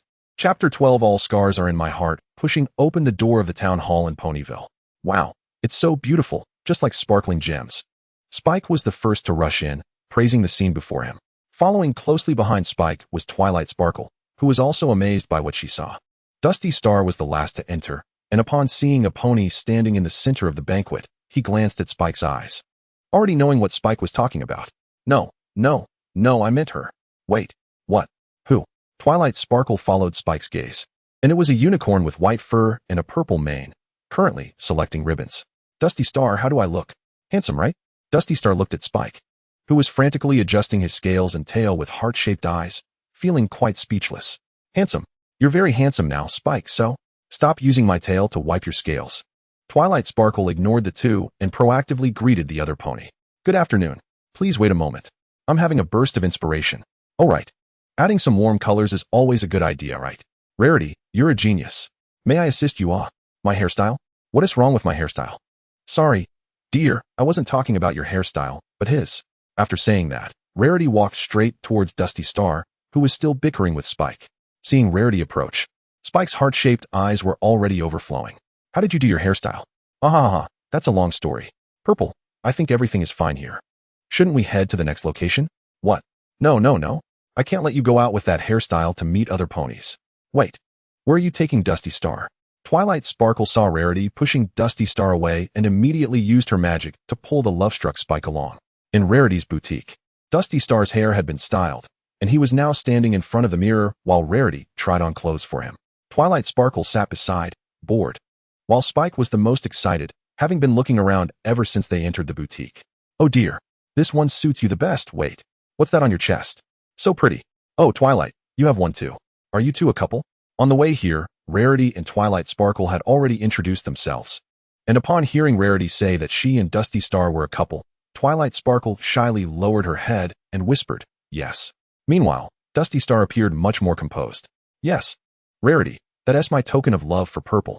Hearing Dusty Star say this, Twilight Sparkle's face turned a few shades redder. Oh, you two are so romantic. When will I meet my Prince Charming? Just as Spike was preparing to walk over to Rarity and declare, I am your Prince Charming, he was kicked away by Rarity. Purple, run. Otherwise, she'll paint me blue with a brush. Dusty Star seized the opportunity and quickly took Twilight Sparkle to escape, and hearing Dusty Star's words, Twilight Sparkle snapped back from her shy state, using magic to pull Spike, who had been knocked to the ground, by the tail and ran out with Dusty Star. Phew, Purple, you were so cute just now. Stop laughing at me, Dusty Star. No, I swear you were the cutest just now. Hee, thank you, Dusty Star.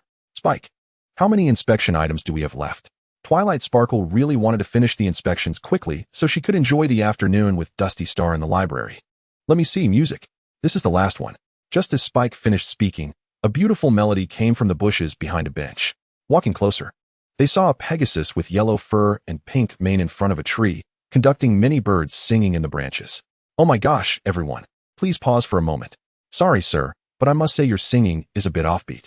Now please sing along with me. 1, 2, 1, 2, 3, ah. Hello? Ah. Oh my gosh. I'm sorry. I didn't mean to scare them away. We are here to investigate the preparations for music, and it sounds amazing. At this moment, the little pony slowly flapped her wings and gently landed on the ground, tilting her head to the side, not daring to look directly at Dusty Star and Twilight Sparkle. The scene suddenly became extremely awkward, and Twilight Sparkle glanced at Dusty Star, who lifted a hoof to encourage her. I'm Twilight Sparkle, and this is Dusty Star. What is your name? Ah, I'm Little Butterfly. Her voice was very gentle. Sorry, what did you say? Ah, I'm Little Butterfly. Her voice was extremely gentle. Sorry, still didn't catch that. Little Bug Buzz. The voice was okay. Like a mosquito buzzing. You all keep it up, we won't disturb you. Huh. We're leaving, huh? Little Bug Buzz, mosquito buzzing. At this moment, Spike walked over from the bushes and saw Little Butterfly dash past Twilight Sparkle, using her fastest speed to bump Dusty Star aside and arrive next to Spike. Ah, a baby dragon. I've never seen a baby dragon before. He is so cute. Yes, Spike said proudly while looking at Dusty Star, who had been knocked to the ground with stars in his eyes. Oh my gosh, he can talk. I didn't know dragons could talk. How could something so wonderful exist? I don't even know what to say. Since that's the case, we'll take our leave. Twilight Sparkle pulled Dusty Star's face out of the ground and used magic to place Spike on her back, preparing to leave. Wait, what is his name? I'm Spike. Hi Spike, I'm Little Butterfly. Oh wow, a talking dragon. What do you usually talk about? Oh, what do you want to know? I want to know everything.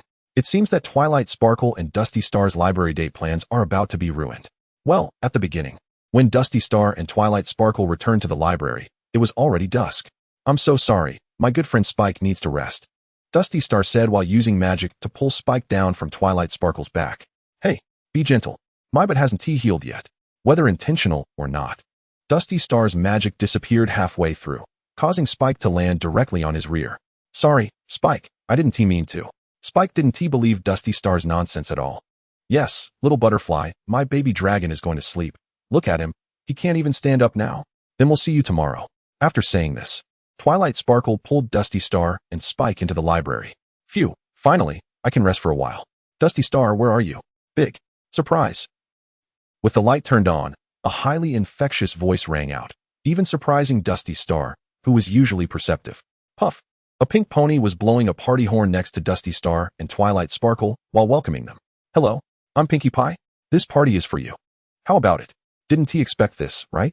Oh, Pinkie Pie, we really didn't expect this, but it should be quiet in the library. Hey, don't be silly. Quiet has nothing to do with a welcome party. Quiet is boring.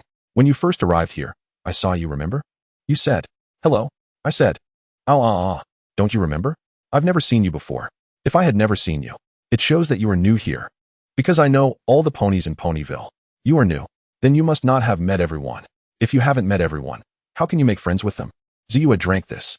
Chenxing saw Twilight Sparkle pouring hot sauce into her cup and hurriedly stepped forward to stop her, handing her a cup of punch. Thank you, Chenxing. I think they are just too enthusiastic. This proves that you are not disliked by them, right? Relax, Ziyue. No pony would dislike such a beautiful unicorn like you. Let us make friends with them together. Phew. Tonight has been the most fun night for me. I told you, Ziyue, making friends isn't that hard. Thank you, Chenxing. If it weren't for you, I wouldn't have met Applejack, Pinkie Pie, Fluttershy, Rainbow Dash, and Rarity. As Twilight Sparkle said this, she hugged Chenxing. Hey, you two little lovebirds are really sweet. Applejack's voice interrupted the moment. After hearing this, Twilight Sparkle quickly released Chenxing, showing a shy but cute smile. Let's go, Twilight Sparkle. Chenxing, we are going to watch the sunrise. Inside the town hall, all the ponies of Ponyville gathered together, waiting for Princess Celestia to appear and use her magic to raise the sun to end the night. Isn't it exciting? Are you excited? I'm so excited. I've never been this excited. Except for the first time I met you all, but this time is even more exciting. As Fluttershy directed the birds to play music, the mayor began to speak. Yay, yay, yay, yay. At this moment, Twilight Sparkle was not gloomy because of Chenxing's presence, but joined in the cheers of the ponies. Just a little longer, everyone will see the magical sunrise, so let us celebrate the longest day of the year together. Now let us all. At this moment, Chenxing had shifted his gaze away from the mayor and looked up at the moon in the sky. Sure enough, Nightmare Moon had escaped, perhaps because of himself.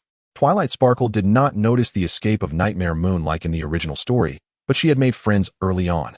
Chenxing believed that as long as he guided her a little, they could safely get through this Nightmare Moon crisis. Now, let's welcome Princess Celestia. Oh, let me guess. She is hiding? Your Highness, she is missing. Oh, she is hiding so well. With Pinkie Pie's scream. A deep blue mist suddenly appeared where Princess Celestia was supposed to appear. Nightmare Moon has arrived. Oh, my dear subjects. It seems I haven't seen your cute little faces for a long time. As Nightmare Moon spoke, a strange glimmer suddenly appeared in her eyes, but it quickly disappeared. Ziyue, hurry to the library to find the elements of harmony. Elements of harmony? Chenxing, I don't understand what you're saying. What? You? How dare you hurt my friend? Rainbow Dash rushed towards Nightmare Moon, looking at Twilight Sparkle who had been knocked away. Overestimating yourself. A beam of light shot towards Rainbow Dash's chest. And by the time she realized it, it was too late. Relying on her speed, Rainbow Dash narrowly dodged the fatal blow. But although she avoided a critical hit, the attack struck her wing, completely severing the left half of her wing. Instead, blood gushed out. And Rainbow Dash helplessly fell from the sky, fainting. No, Yimbao. Everything happened in the blink of an eye, and Chenxing didn't react at all. Looking at Rainbow Dash, who was unaware of her fate, Chenxing felt an indescribable rage. Nightmare Moon. Oh, a formation? Interesting. Submit to me. I will give you power second only to mine. Never. Nightmare Moon, you are dreaming in broad daylight. That won't depend on you. Those ponies seem important to you, right? What? Nightmare Moon's speed was too fast.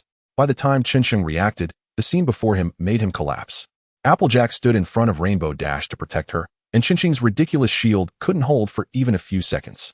The beam instantly pierced through Applejack and Rainbow Dash's chests, and blood splattered against the wall. No. Seeing this scene, Chenxing had completely gone mad.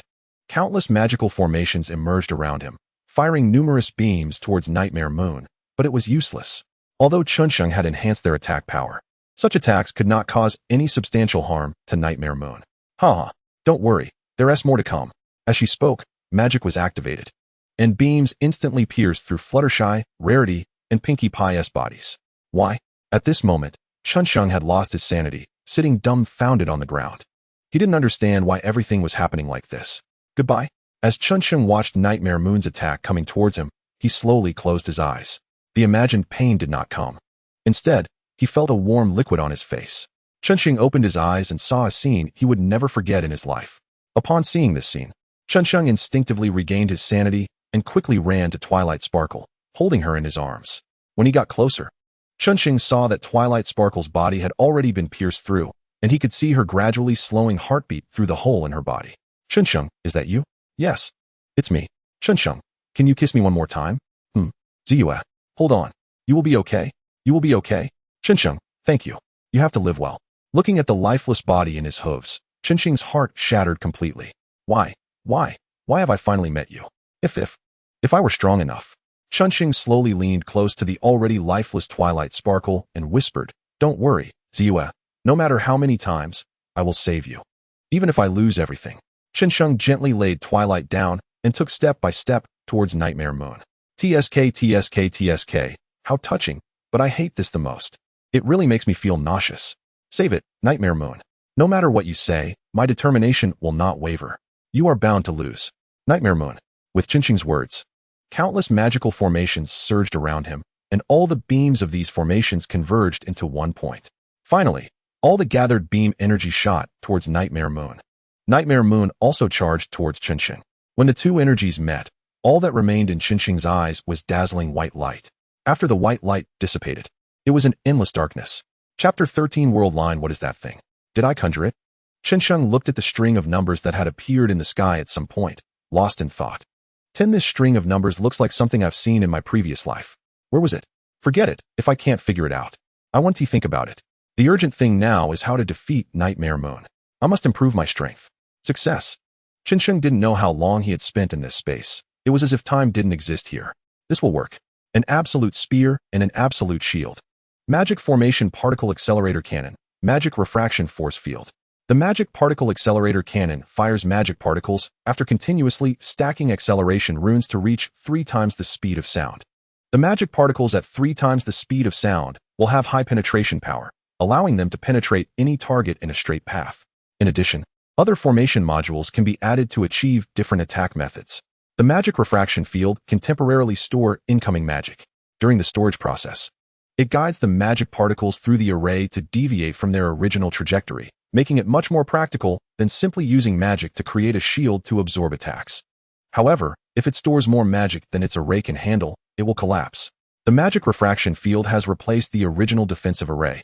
While the Magic Particle Acceleration Cannon has not replaced the attack array, its consumption is too great, as just activating the runes to accelerate the magic particles would deplete all the magic stored in itself and the array. This is currently Dust Star's strongest strike.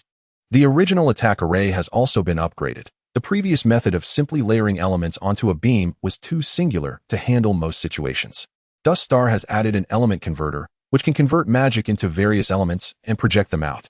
For example, converting magic into fire elements will generate a fireball aimed at the target, and the same applies to water and lightning elements. Moreover, the method of attack can now be freely altered. Fire elements do not have to be fireballs, but can also be a ball of flame, etc. Given Dust Star's constantly improving array skills, the auxiliary arrays have also been significantly reformed. Now, each functional array has a separate linked auxiliary array, providing a continuous source of magic, making each functional array a standalone module.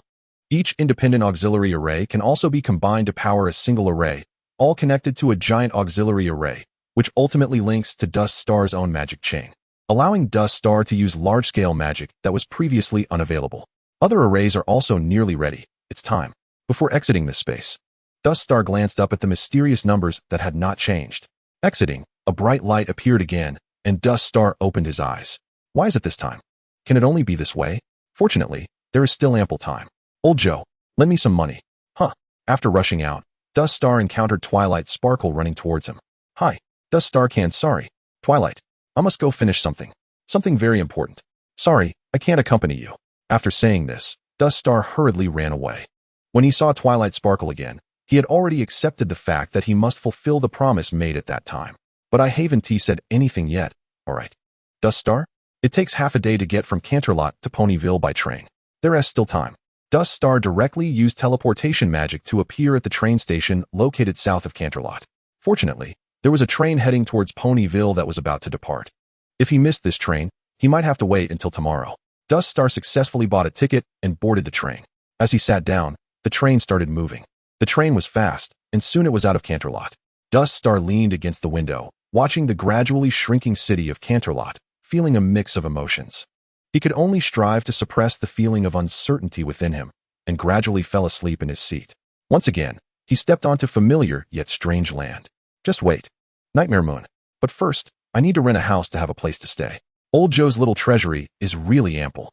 Dust Star walked out of the real estate office and realized that the money he borrowed from Donut Joe was enough to buy a house, plus a year's living expenses. However, Dust Star did not choose a house close to the center of Ponyville.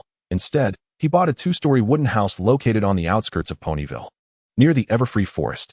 Buying this wooden house also came with a surrounding land of a 1-kilometer diameter, effectively purchasing a small estate, albeit with just one house.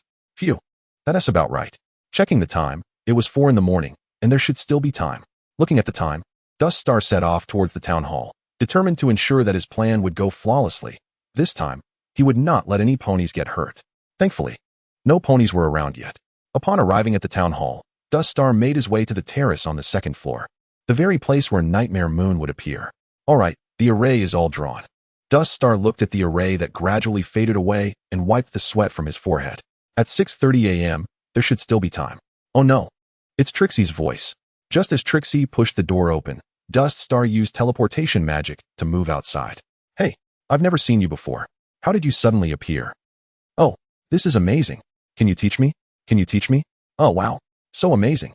Since we've run into each other, I can only say that you truly are a divine pony. I need to hurry. Dust Star glanced at the time again and dashed out of the cabin towards the Everfree Forest, needing to find the castle of the 2 sisters. However, Dust Star underestimated his poor sense of direction. As the sun had already risen halfway, he was still lost in the forest, unsure of where to go. Damn it. At this rate, I won't make it. Just then, some rustling came from the grass ahead, and a wooden wolf emerged from the bushes, appearing before Dust Star. Hey, is that you, old buddy? Upon hearing Dust Star's words, the wooden wolf excitedly ran towards him. Dust Star instinctively created a protective barrier with magic. But the anticipated attack did not come. Instead, he felt a wet sensation on his face. Ha ha ha, it's really you, old buddy. At this moment, Dust Star was pinned to the ground by the wooden wolf, which was happily licking him with its tongue, clearly overjoyed to see Dust Star again. Old buddy, can you take me to the castle of the 2 sisters? The wooden wolf stopped its actions upon hearing this and tilted its head, signaling Dust Star to follow. After walking with the wooden wolf for about an hour, Dust Star finally arrived at the castle of the 2 sisters. The wooden wolf obediently nodded and found a comfortable spot to lie down. Dust Star was about to carve an unprecedented giant array based on the entire castle to ensure victory. The time spent was longer than I expected. At this moment, Dust Star was sweating profusely, as if it were raining, indicating how difficult it was to carve this array. Alright, buddy, let's go. After giving instructions, Dust Star sprinted towards the town hall. The princess is missing. What? How is that possible? Oh, she hid really well. I know you. You are the moon sorceress. Nightmare Moon. Since Dust Star did not attend the gala with Twilight Sparkle, Twilight was deeply affected and took a leave of absence from Princess Celestia, shutting herself in her room to read until Spike brought a letter from Princess Celestia, prompting her to leave her room and head to Ponyville. Because she did not attend the gala like in the original story, she now learned about the legend of Nightmare Moon. Oh ha, looks like some ponies remember me. I not only remember you, I also know how to defeat you. I will not let you drag Ponyville into eternal night. Ha ha ha, very good. Very good. Then, I will see if you can do it. As the words fell, Nightmare Moon suddenly cast a spell towards Twilight Sparkle, and just when it was about to hit her, a diamond-shaped barrier suddenly unfolded in front of Twilight. The magic that struck the barrier swirled for a moment before being refracted into the sky. Twilight. Dust Star? Great timing. But what exactly happened, Dust Star? Twilight. I told you I had something very important to do, and now you should have something very important as well. Don't worry. Leave this to me. Twilight Sparkle was initially worried about Dust Star, but when she saw the resolute look in his eyes, she chose to trust him. Dust Star, be careful. Looking at the retreating figure of Nightmare Moon, Dust Star smiled. All right, Nightmare Moon. The battle has just begun, I told you. You are definitely going to lose. Weaken. Bind. Teleport. With Dust Star's magical power, 3 layers of magic arrays suddenly appeared beneath Nightmare Moon's feet. What? How is this possible? You can restrict my magic. Ha ha. These arrays are not just simple restrictions on you. We will meet again soon. Suddenly, the 3 magic arrays burst forth with dazzling light, and when the light dissipated, Nightmare Moon was no longer there. Seriously, if it weren't for when Jinshi came over, I could have drawn a magic array for myself. Forget it. It's still not too late to draw it now. As the magic array was drawn and activated, Dust Star also disappeared from there. At this moment, in front of the thrones of the 2 sisters in the Eternal Freedom Forest Castle. Enough, Nightmare Moon, you can't escape. At this time, Nightmare Moon was trapped in a cage made of magical fields, with the weakening array still operating, and the magic attacks on the field were reflected back onto her. Is this your trump card to defeat me? How interesting. Your name is Dust Star, right? If you stop now, I might consider giving you powers second only to mine. The noble and greedy Nightmare Moon would certainly not share her power. She was merely tempting Dust Star to open the cage and then control him as her puppet. Enough. Nightmare Moon, you can't make conditions with me now. At this moment, Dust Star was sitting on the throne, looking down at Nightmare Moon in the cage. Dust Star, you are really annoying me right now. Do you really think you can defeat me with these little tricks? Your magic will eventually run out. I don't expect to defeat you, Nightmare Moon. My current goal is just to control you. Oh, are you going to say it's because of those few little ponies you saved? Don't joke around. Although they are indeed special, they can't make it here. When Nightmare Moon went to Ponyville, she had already left some nightmare power to prevent any ponies from finding the element of harmony. Nightmare Moon, your arrogance will cost you dearly. Now, be quiet. After hearing this, Nightmare Moon did indeed quiet down, but not out of fear of Dust Star. She was fully focused on eroding the magic array that bound her. Trust me, Twilight. It's okay, it's okay. Ha ha. These trees are so funny. Here, have this big fellow. You can't be without a nice mustache. Hey, I will never abandon my friends. Twilight Sparkle and her friends arrived at the entrance of the castle, and the remaining nightmare power left by Nightmare Moon directly teleported Twilight Sparkle into the throne hall. Twilight Sparkle, where have you been? Hey, look over there. Let's go. We need to find her. She needs us now. Where's this? Twilight Sparkle, still a bit dazed after being teleported, suddenly woke up when she saw Nightmare Moon trapped in the magic field. Nightmare Moon, how did you get here? I will not let you destroy the element of harmony. Oh, why am I here? I think you should ask your little boyfriend.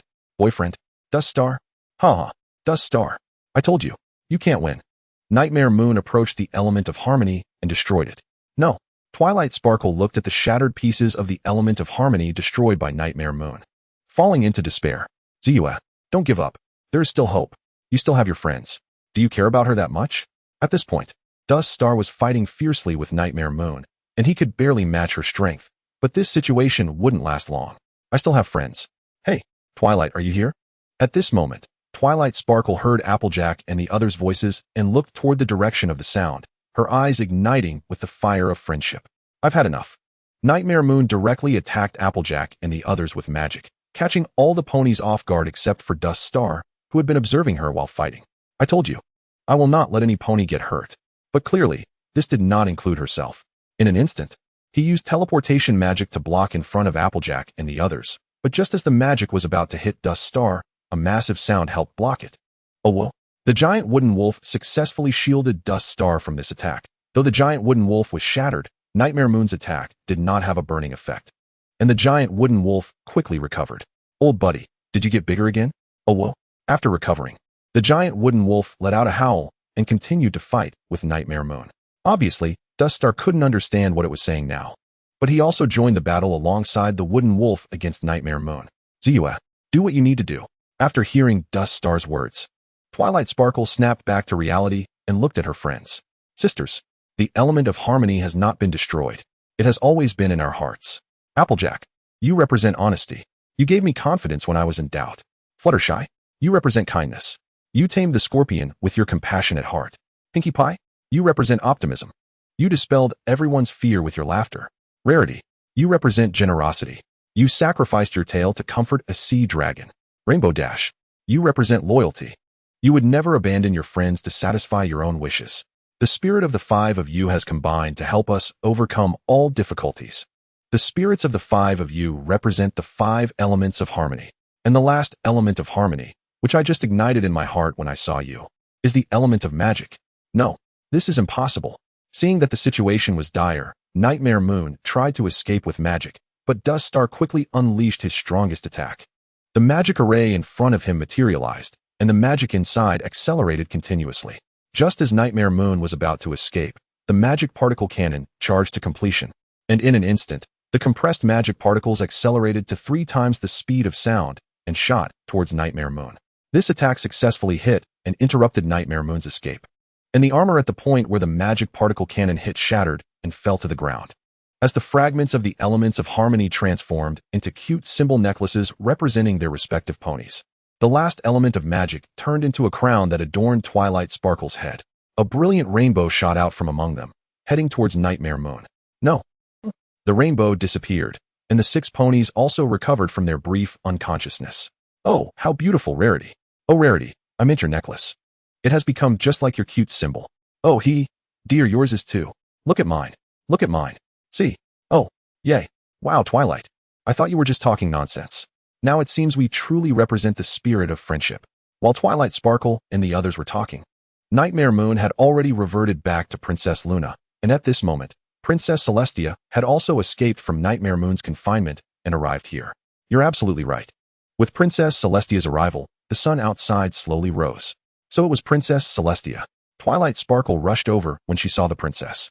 Hello, Twilight, my most loyal student. I knew you could do it. But before, you told me it was just a legend.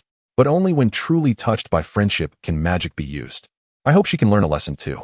Princess Luna, I haven't seen you like this in 1,000 years. Please quickly forget the unpleasantness between us. Let's rule the kingdom together, sister. Sister? Can you accept my friendship? I'm sorry. I miss you so much, sister. I miss you too.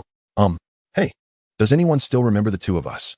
At this moment, Chenxing's voice came from the side, as he was lying on the ground due to exhaustion of magic, while a giant wooden wolf was licking his body with its tongue. Chenxing, I'm so glad you're okay. Twilight Sparkle excitedly ran over to hug him when she saw Chenxing. Wow, that's great. Ziyue, that's great. As she spoke, tears started to flow from Chenxing's eyes. These were tears of emotion. Wasn't he working so hard just for such a warm moment? All right, Chenxing is fine now, it's okay. Twilight Sparkle didn't know what Chenxing had been through. She could only comfort him like an older sister while gently stroking him. Hey, I've seen him outside the town hall. Chenxing was quickly revitalized by Pinkie Pie's enthusiasm and slowly released Twilight Sparkle. Hey, you got my name wrong. I'm not Pinkie, but that name sounds so nice. Ha, don't mind Pinkie Pie. That's Chenxing's hometown dialect. At this moment, Princess Celestia quietly came to Chenxing's ear while all the ponies were distracted. Thank you for your hard work. Chenxing didn't pay much attention, thinking she was just thanking him for helping to defeat Nightmare Moon. Chapter 14. Choice Crisis. Twilight Sparkle was naturally very happy when she learned that Chenxing would stay, but she was worried that he had no place to stay in Ponyville. After a moment of hesitation, she gathered her courage to ask Chenxing. Chenxing, if you don't have a place to stay in Ponyville, why don't you stay at my place for now? Chenxing was regretting his decision. Why did I buy a house? If I had known, I wouldn't have bought it. Even though he was very reluctant, Chenxing still told Twilight Sparkle the truth, that he had already bought a house next to the Everfree Forest. Twilight Sparkle breathed a sigh of relief upon hearing this, and said she would visit often. Let's start the party. It had been a week since they defeated Nightmare Moon, and Pinkie Pie had been partying with Chenxing for 3 whole days and nights, getting to know almost all the ponies in Ponyville. The 3-day party had exhausted Chenxing, and he still hadn't recovered, while Pinkie Pie was as energetic as ever. Chenxing could only sigh that a divine pony truly deserved to be divine. Now recovered, Chenxing was tidying up the lawn while thinking about how to earn some extra money. After all, he still owed a large sum of money to Donut Joe, and as a good student in his past life, he believed in paying back debts. Jupiter, what kind of business do you think I should start? Huh. All right, asking you is a waste of time. Huh. Hey, Chenxing, Ziyue. When Chenxing heard Twilight Sparkle's voice, his eyes lit up, and he hurriedly put down what he was doing and ran toward her. The Jupiters also cleverly transformed into a set of tables and chairs outside the wooden house. Same as before. Yes, Chenxing. Applejack will be coming over soon. We've been picking apples in sweet apple acres all morning. She was originally undecided about what to have for lunch, so I invited her to come here. No problem. What about you, Suilong? Worm cupcakes or worm donuts? Neither. No gems. If you want gems, go dig them yourself. You've already drained my wallet, Suilong. If it weren't for Ziyue, I would definitely kidnap you to work for me. All right. Then one of each, worm cupcakes and worm donuts. Good afternoon, Chenxing. It's so lively here. Good afternoon, Applejack. Please, have a seat. Hee. Thank you, Chenxing. Twilight said your cakes are the best she's ever had. So I took the liberty to come and try some. No problem. Just treat this as your home, Applejack. Then I won't hold back. Hee. Please wait a moment, everyone. The food will be ready soon. After saying that, Chenxing ran to the kitchen to get busy. Spike was bored and started playing with one of Jupiter's avatars. Twilight. The environment here at Chenxing's place is really nice. There are mountains and water. The scenery is indeed great. It seems that because it's right next to the Everfree Forest. No pony wants to buy here, so Chenxing was able to buy it at a very low price. Really, I think the proximity to the Everfree Forest is an advantage for Chenxing. Burp. Spike suddenly breathed out a flame, almost burning Jupiter, but fortunately, it reacted quickly. As the flames dissipated, a letter slowly fell into Spike's hand. It's a letter from Princess Celestia. Ahem. Spike cleared his throat. By the grace of heaven, to the esteemed Princess Celestia of Ponyville, I am pleased to announce that the Galloping Gala will be held in the capital, Canterlot. The time is, Skips. You are hereby invited to bring a guest to the gala. Twilight Sparkle immediately thought of the guest she wanted to bring, Chenxing, who was currently busy in the kitchen. She wanted to use this gala to make up for the regrets of the previous dance, but a voice interrupted her. The Galloping Gala. Burp. Look, 2 tickets. Spike, are you going to attend? Me? No way. I don't care for such flashy events. Come on, Spike. This is still decent. Decent. This is way better than decent. I was just thinking about it. Imagine if I set up an apple stall there. The ponies would buy all the apples. Do you know how much money I could make for Sweet Apple Acres? With that much money, I could renovate Sweet Apple Acres properly. I could replace the old roof with a new one. Big Mac could get a new plow. Granny Smith could get a new pair of legs. Wow, if I could go, I'd do anything. You want to go too? Then I'll go with Chenxing. Oh, it's fine. Twilight, I don't want to make it difficult for you. You have a better reason, Applejack. This ticket is for you. Before Twilight Sparkle could finish her sentence, a rainbow came crashing down from the sky, and just as it looked like it was going to hit Twilight Sparkle, a shield suddenly appeared and deflected it onto Applejack. Wow. Whoosh, bang, Twilight. Were you just talking about the Galloping Gala? I told you, Rainbow Dash. You said you were too busy to come pick apples. What have you been busy with? Eavesdropping? Applejack said while moving Rainbow Dash aside. Oh no, I was busy sleeping. Rainbow Dash explained while stretching her hooves and pointing at a cloud above her head, where a blanket and pillow could be seen. I just accidentally heard you say you had an extra ticket to the gala, right? Ziyue? Yes, but... Yay, that's awesome. Can you imagine it? When all the ponies are looking up at the sky, watching the Wonderbolts perform, at that moment, I, Rainbow Dash, will come soaring in. I'll show them my super speedy flying skills. Then I'll do a stunning aerial flip. Finally, my grand finale, the Sonic Rainboom. The ponies will be in awe. And then they'll welcome me as their new member. Do you understand, Twilight? This could be my perfect chance to show off my skills. You have to take me. Applejack, who had been watching from the side, immediately became unhappy when she saw Rainbow Dash trying to compete for the ticket. Wait a minute, Rainbow Dash. I asked Twilight for that ticket first. Oh, come on. Asking first doesn't mean you get it first. Is that so? Then do you dare to have a hoof wrestling match with me? Whoever wins gets the ticket. Who's afraid of you? Applejack and Rainbow Dash were stubborn, both using their hooves with increasing effort but unable to determine a winner. Enough. Girls, this ticket is mine. I should decide who gets this ticket. I decide. The one with the better reason gets it. I want to generate revenue for the orchard. I want to join the Lightning Pegasus team. I want to help Grandma move better. I want to achieve my dreams. Oh dear, these reasons seem quite valid. Gulyalu freshly baked cupcakes and donuts are here. Applejack and Rainbow Dash looked at Starlight, who had come out of the cabin just in time to save the day, and reluctantly agreed. All right. Oh, Fluttershy, you're here too? Then let's eat together. I made a lot. Here, Twilight, your strawberry ice cream cupcake. Apple Bloom and Fluttershy, here's your apple almond chocolate cake. It's a new flavor I developed. Spike, this is your worm meal. Starlight, you finally finished my meal. Watching them argue almost made me starve. Applejack and Rainbow Dash felt a bit awkward listening to Spike mention their argument. So to ease the tension, they quickly grabbed the cakes and started eating. MMM. Indeed. I still love eating what you make, Starlight. Twilight Sparkle was enjoying her cupcake, praising Starlight as she ate. Twilight's right. Starlight, your cakes are really delicious. I think you should collaborate with us at Sweet Apple Acres. Using Sweet Apple Acres apples to make cakes would definitely sell well. Rainbow Dash didn't say anything, but her actions proved the cake's deliciousness. TCH. So what if you're good at cooking? What's so impressive about that? MMM, this donut is really tasty. Starlight silently cursed Spike in her heart for being double standard. As evening approached and dinner time neared, Twilight Sparkle once again arrived at Starlight's little house, which had become her habit. She had to come here for lunch and dinner. What should I do? Pinkie Pie, Rarity, and Fluttershy all want the ticket after they found out I have one, and their reasons are all very valid. Plus, they've been treating me better and better because of this ticket. I originally wanted the two of us to go, but now I really don't know what to do. Twilight Sparkle was leaning on the table, unsure of what to do. Would you like to hear my advice, Twilight?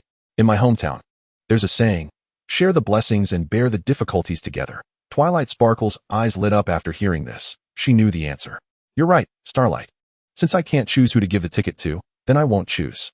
You go first, Fluttershy. I'll prepare some things and be there shortly. I don't want the ticket, Twilight. You can give it to the other ponies. I'm not angry, I promise.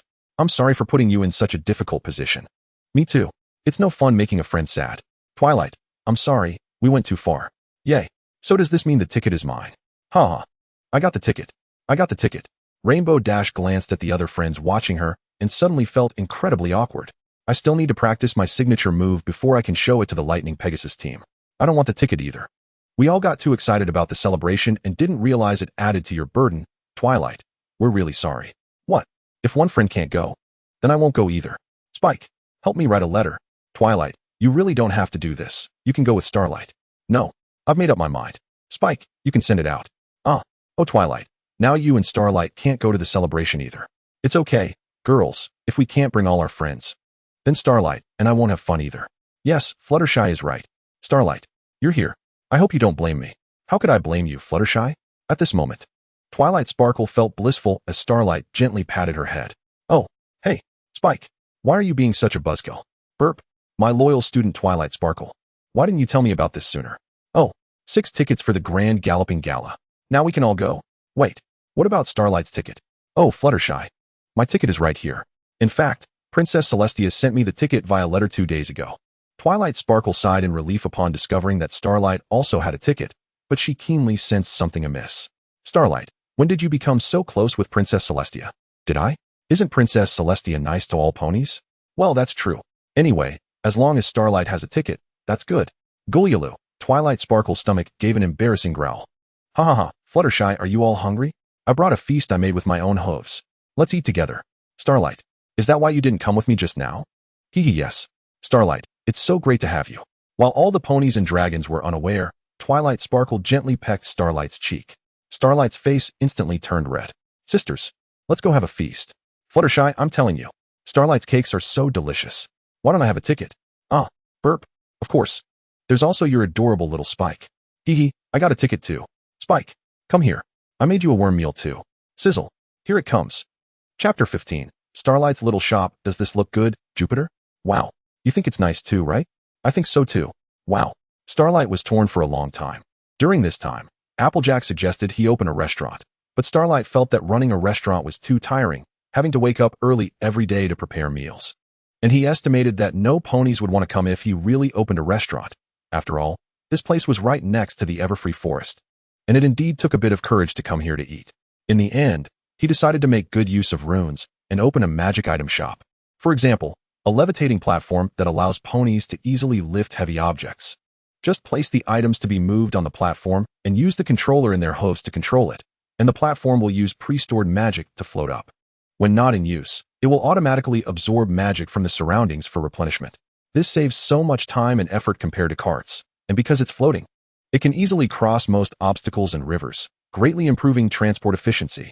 Moreover, making the levitating platform is relatively simple. Just find a suitable platform. Engrave the levitation and gravity rune arrays, as well as the magic storage rune array, and then create a magic array controller. In the future, replaceable magic storage modules will be introduced for long-distance transport, achieving infinite endurance. In addition to the levitating platform, Starlight also spent a long time designing a portable communication magic item. This communication item is a red, three-dimensional pentagram, with 5 points representing 5 functional buttons. Each pentagram contains a unique, encrypted magical particle. When a pony holds a pentagram, they can exchange the encrypted unique magical particles with other ponies holding a pentagram. Once they have other pentagram magical particles, the 2 pentagrams can establish communication. The second communication method is sending letters. When sending a letter, a paper letter needs to be prepared first, then the pentagram is adjusted to letter sending mode. After that, select the pony to receive the message, and then press the middle part on the back of the pentagram against the letter, and the pentagram will convert the letter into magical particles and send it out via elemental conversion. Phew, the sign is also ready. I'll go to town later to buy a few counters to put in the shop. Starlight looked at the wooden sign he carved with a satisfied smile. If there were other ponies here, they would definitely notice a bunch of problems. A beam supported by just one pillar. A sign that looked like it could fall at any moment. A roof that might collapse with a gust of wind, and walls that seemed paper thin. It seems that Dust Star really has no architectural talent. Hee, it looks really sturdy. I can't believe I'm still an architectural genius. Hee. Let us sneak inside and see where to place the display cabinet. Just as Dust Star was about to go in, a voice called out to him. Hey, Dust Star. I heard from Twilight that you're building a house to serve as a shop. I came to help. Seeing Applejack's astonished expression, Dust Star ran over to her and started showing off. Oh, hi, Apple Bloom. How do you like the house I built? Isn't it amazing? It's certainly impressive. But to be frank, Dust Star, this house can't even hold a horse. It's supported by just one beam. The sign is about to fall. The roof could collapse with just a gust of wind. And the walls look like they're made of paper. It's not as bad as you say, Apple Bloom. Just then, as if to cooperate with Applejack, a gust of wind blew through, blowing away the dangerous house Dust Star built, leaving not a single piece behind. Dust Star, witnessing this scene, had his jaw drop in surprise. Good afternoon, Dust Star. Applejack, I'm here to help. Looks like you've already cleaned up the area. Twilight's words completely crushed Dust Star's confidence. You're right, Apple Bloom. Could you please help me build a sturdier house? Of course, Dust Star. We're friends, aren't we? I, Applejack, love helping friends.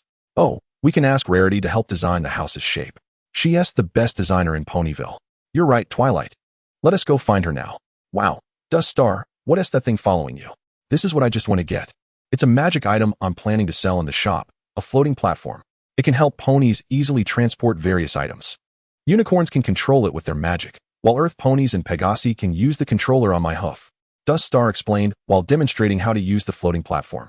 Wow, Dust Star, this magic item you made is incredible. Can I buy one? That way, Big Mac 1T have to strain himself pulling those carts full of apples. Apple Bloom, we're friends, right? I can give you one. After all, you're helping me build a house. Hee, then thank you, Dust Star. What, Dust Star? Since you want me to help you design the shop. Yes, Rarity, you're the best designer in all of Ponyville. Thank you for your trust, Dust Star. I won't let you down. I'll come to your house tomorrow with the designs. Tomorrow? So soon. Ha, of course. I always give my friends the best and fastest service. Then thank you, Rarity. I'll surprise you then. All right, Dust Star. Let us go buy some materials we'll need for tomorrow. Phew, now these building materials won't be afraid of getting wet in the rain. Time quickly passed to the next morning. At this time, Twilight and Applejack had already arrived. After finding out that Dust Star was building a house, Rainbow Dash, Pinkie Pie, and others also expressed their desire to help. They were now gathered together, enjoying the morning tea Dust Star prepared for them while waiting for Rarity's design. Sorry, dear. I made you wait. I tried several color combinations. Finally, I found the best one. Great. Let us get to work. After looking at the blueprints, Applejack directed everyone to start moving. Thanks to Dust Star's floating platform, the transportation time for the construction materials was greatly reduced. With everyone's teamwork, the house that would have taken a long time to build was completed in just 3 days. Pinkie Pie threw a grand party for Dust Star's magic item shop. Almost all the ponies in Ponyville came to participate, which brought a lot of traffic to the new shop, leading to the floating platforms Dust Star originally prepared being sold out. As for the pentagram, Dust Star named it the Red Star Communicator. Currently, Dust Star had only made 7 red communicators, 6 of which were given to Twilight and the others, keeping one for himself to stay in touch with them. Thus, with the help of his friends, Dust Star's shop successfully opened. Chapter 16. The Stubborn Pony. Little money is mine. All mine. Boss. Boss. Boss. What's wrong? What's wrong? Boss, I want to ask how much these 2 items are. Oh. The floating platform is 500 bits. The Red Star Communicator is 1,000 bits. That is so expensive. Boss, I'm 100 bits short to buy the Red Star communicator. Can you let me owe you? I'll definitely pay you back as soon as I earn the money. What do you want the Red Star communicator for? Well, boss, I actually already have one at home. I want to buy another one to give to my grandmother who lives in Canterlot. If I buy her one, I can see her every day? All right, seeing that you're so filial. I won't charge you that 100 bits. I'll sell it to you for 900. Really? Thank you, boss. Thank you, boss. The pony was overjoyed when he heard that Dust Star would not charge him the 100 bits, handed over 900 bits, and expressed his gratitude to Dust Star, almost bowing down to the ground. What if I establish a credit loan in Ponyville? Will Princess Celestia beat me up when she finds out I'm lending money? Forget it. Can't make an omelet without breaking a few eggs. I'll just focus on Dust Star's credit loan. That way I can earn money every day while lying down. At this time, Dust Star pressed his face tightly against the money bag, rubbing it vigorously, looking like a certain crab. Dust Star felt the ground tremble violently and stepped out of the shop to see what is going on. At that moment, a herd of frenzied cows was charging towards Dust Star's shop. If they didn't change direction, the only outcome for Dust Star and his shop would be to be crushed to bits. Jupiter, hurry, don't sleep in. If you keep sleeping, the shop will be gone. Quickly drive those cows away. Although Jupiter expressed dissatisfaction verbally, his body was honest. Several clones quickly combined into a giant wooden wolf and roared at the herd of cows. Roar! The herd of cows immediately panicked and turned around upon hearing the roar. Phew, little money and little life are saved. Wait, no, don't run towards Ponyville. Wait. Seeing the herd of cows running towards Ponyville, Dust Star felt something was wrong and hurried to chase after them. I'll go take a look. Rainbow Dash flew into the sky, squinting her eyes to see the source of the tremors and the culprit behind it. A stampede. It's coming. Run. Upon hearing Rainbow Dash's words, the ponies in Ponyville became chaotic, some running and some hiding. Listening to my voice is so silly. Pinkie Pie, are you crazy? Run. The mayor quickly calmed down and began to maintain order. Ponies, calm down. Everyone, don't panic. Rarity came to the mayor's side. But mayor, what should we do now? Look over there. Flying in the sky. Rainbow Dash spotted a familiar figure among the stampeding cows. It's Applejack. Upon seeing who it was, everyone cheered for her. Go, Applejack. She will save us. You go that way, Winona. Woof. Woof. Hurry and drive them. With Applejack and her pet Winona's continuous efforts, the once scattered herd of cows was now gathered together. The next step was to make them turn and stop. I've never seen such a great cowboy performance, Pinkie Pie said while burying her head in the popcorn. Hurry. Little cows. Turn. Winona. Hurry and drive them. After finishing, Applejack jumped onto the back of a cow, ready to use a lasso to force the lead cow to turn. Well done, Winona. The lasso successfully caught the lead cow. Quick, turn. Applejack pulled hard on the rope, trying to get the lead cow to turn right. Woof. Woof. Good job. Now, stop. Moo moo cough cough oh my. Sorry, Applejack. It's because our Miranda saw a terrifying big snake. We got scared, that's why. But we initially ran away from Ponyville until Dust Star suddenly appeared and blocked the cow's mouth with his hoof. Really? And Dust Star, how did you suddenly show up here? At this moment, Dust Star's hoof was still blocking the cow's mouth. I came to notify you because I saw a herd of cows running towards Ponyville. That's right. I came to notify you. Sorry. I didn't mean to scare you. It was our fault at first. It's not your fault. The lead cow is still very understanding of horses. Yay. Applejack is amazing. The cow-driving cowboy pony. Applejack is just incredible. That's right. How can we thank Applejack for saving everyone all by herself? I know. Let's throw a big party. Dust Star placed the trophy on the podium. All right, no problem. At this moment, Twilight Sparkle was directing everyone to prepare the award ceremony for Applejack. Phew. The final step is complete. Dust Star, your floating platform is really convenient. You're too kind, Twilight. Hearing Twilight's compliment, Dust Star shyly shrank his ears and smiled. Rarity, have you seen Applejack? Oh dear, I haven't seen her. What about you, Rainbow Daisy? I haven't seen her in a week either. Me neither, but she will definitely come. Applejack is never late. All right, Dust Star, the ponies are almost all here. I should go up to host this award ceremony. Go ahead, Twilight. Twilight Sparkle ended her chat with Dust Star and walked onto the stage, using magic to tidy up her speech. Welcome, every pony. Today, we are here to honor a pony who is always eager to help others, no matter the size of the task, for her contributions. Just as Twilight Sparkle finished organizing her speech, Rainbow Daisy suddenly flew down from the sky, scattering it everywhere. Did you see how fast Applejack ran? Her hooves are simply amazing. This week, she is also going to help me practice new flying tricks. I know it will be great. This is just too awesome. Twilight Sparkle watched as Rainbow Daisy got more and more excited and chose to use a hoof to pull her down. You spoke very well. But just as one pony was pulled down, another came up. You know, this week I will be in charge of the candy house for the first time. Twilight Sparkle was confused after hearing this. What does this have to do with the award ceremony? But what does it have to do with Applejack? Oh, Applejack is the best pastry chef. Oh, now she should be second best. She will come help me. Everything Applejack makes is delicious. Everyone come to the candy house for free samples. Woohoo! Yay! The ponies in the audience cheered for Pinkie Pie upon hearing the word free, unaware that hell awaited them ahead. Oh really? Can you let me finish first? Then Twilight interrupted. Oh Twilight, I just wanted to say a little bit. Alright. Applejack is also going to help me do a bunny census this week, counting how many baby bunnies were born this year. She will use her cowboy skills to help me gather them together. Twilight, I'm done. Is there anyone else? Twilight Sparkle looked at the ponies in the audience, asking if anyone else wanted to come up and speak. At this moment, Dust Star wanted to promote his prop shop again. But when he looked up at Twilight Sparkle on stage, he dismissed the thought. If he went up now, he would definitely get beaten up by Twilight later. No one else. Oh, well, I'll just continue speaking then.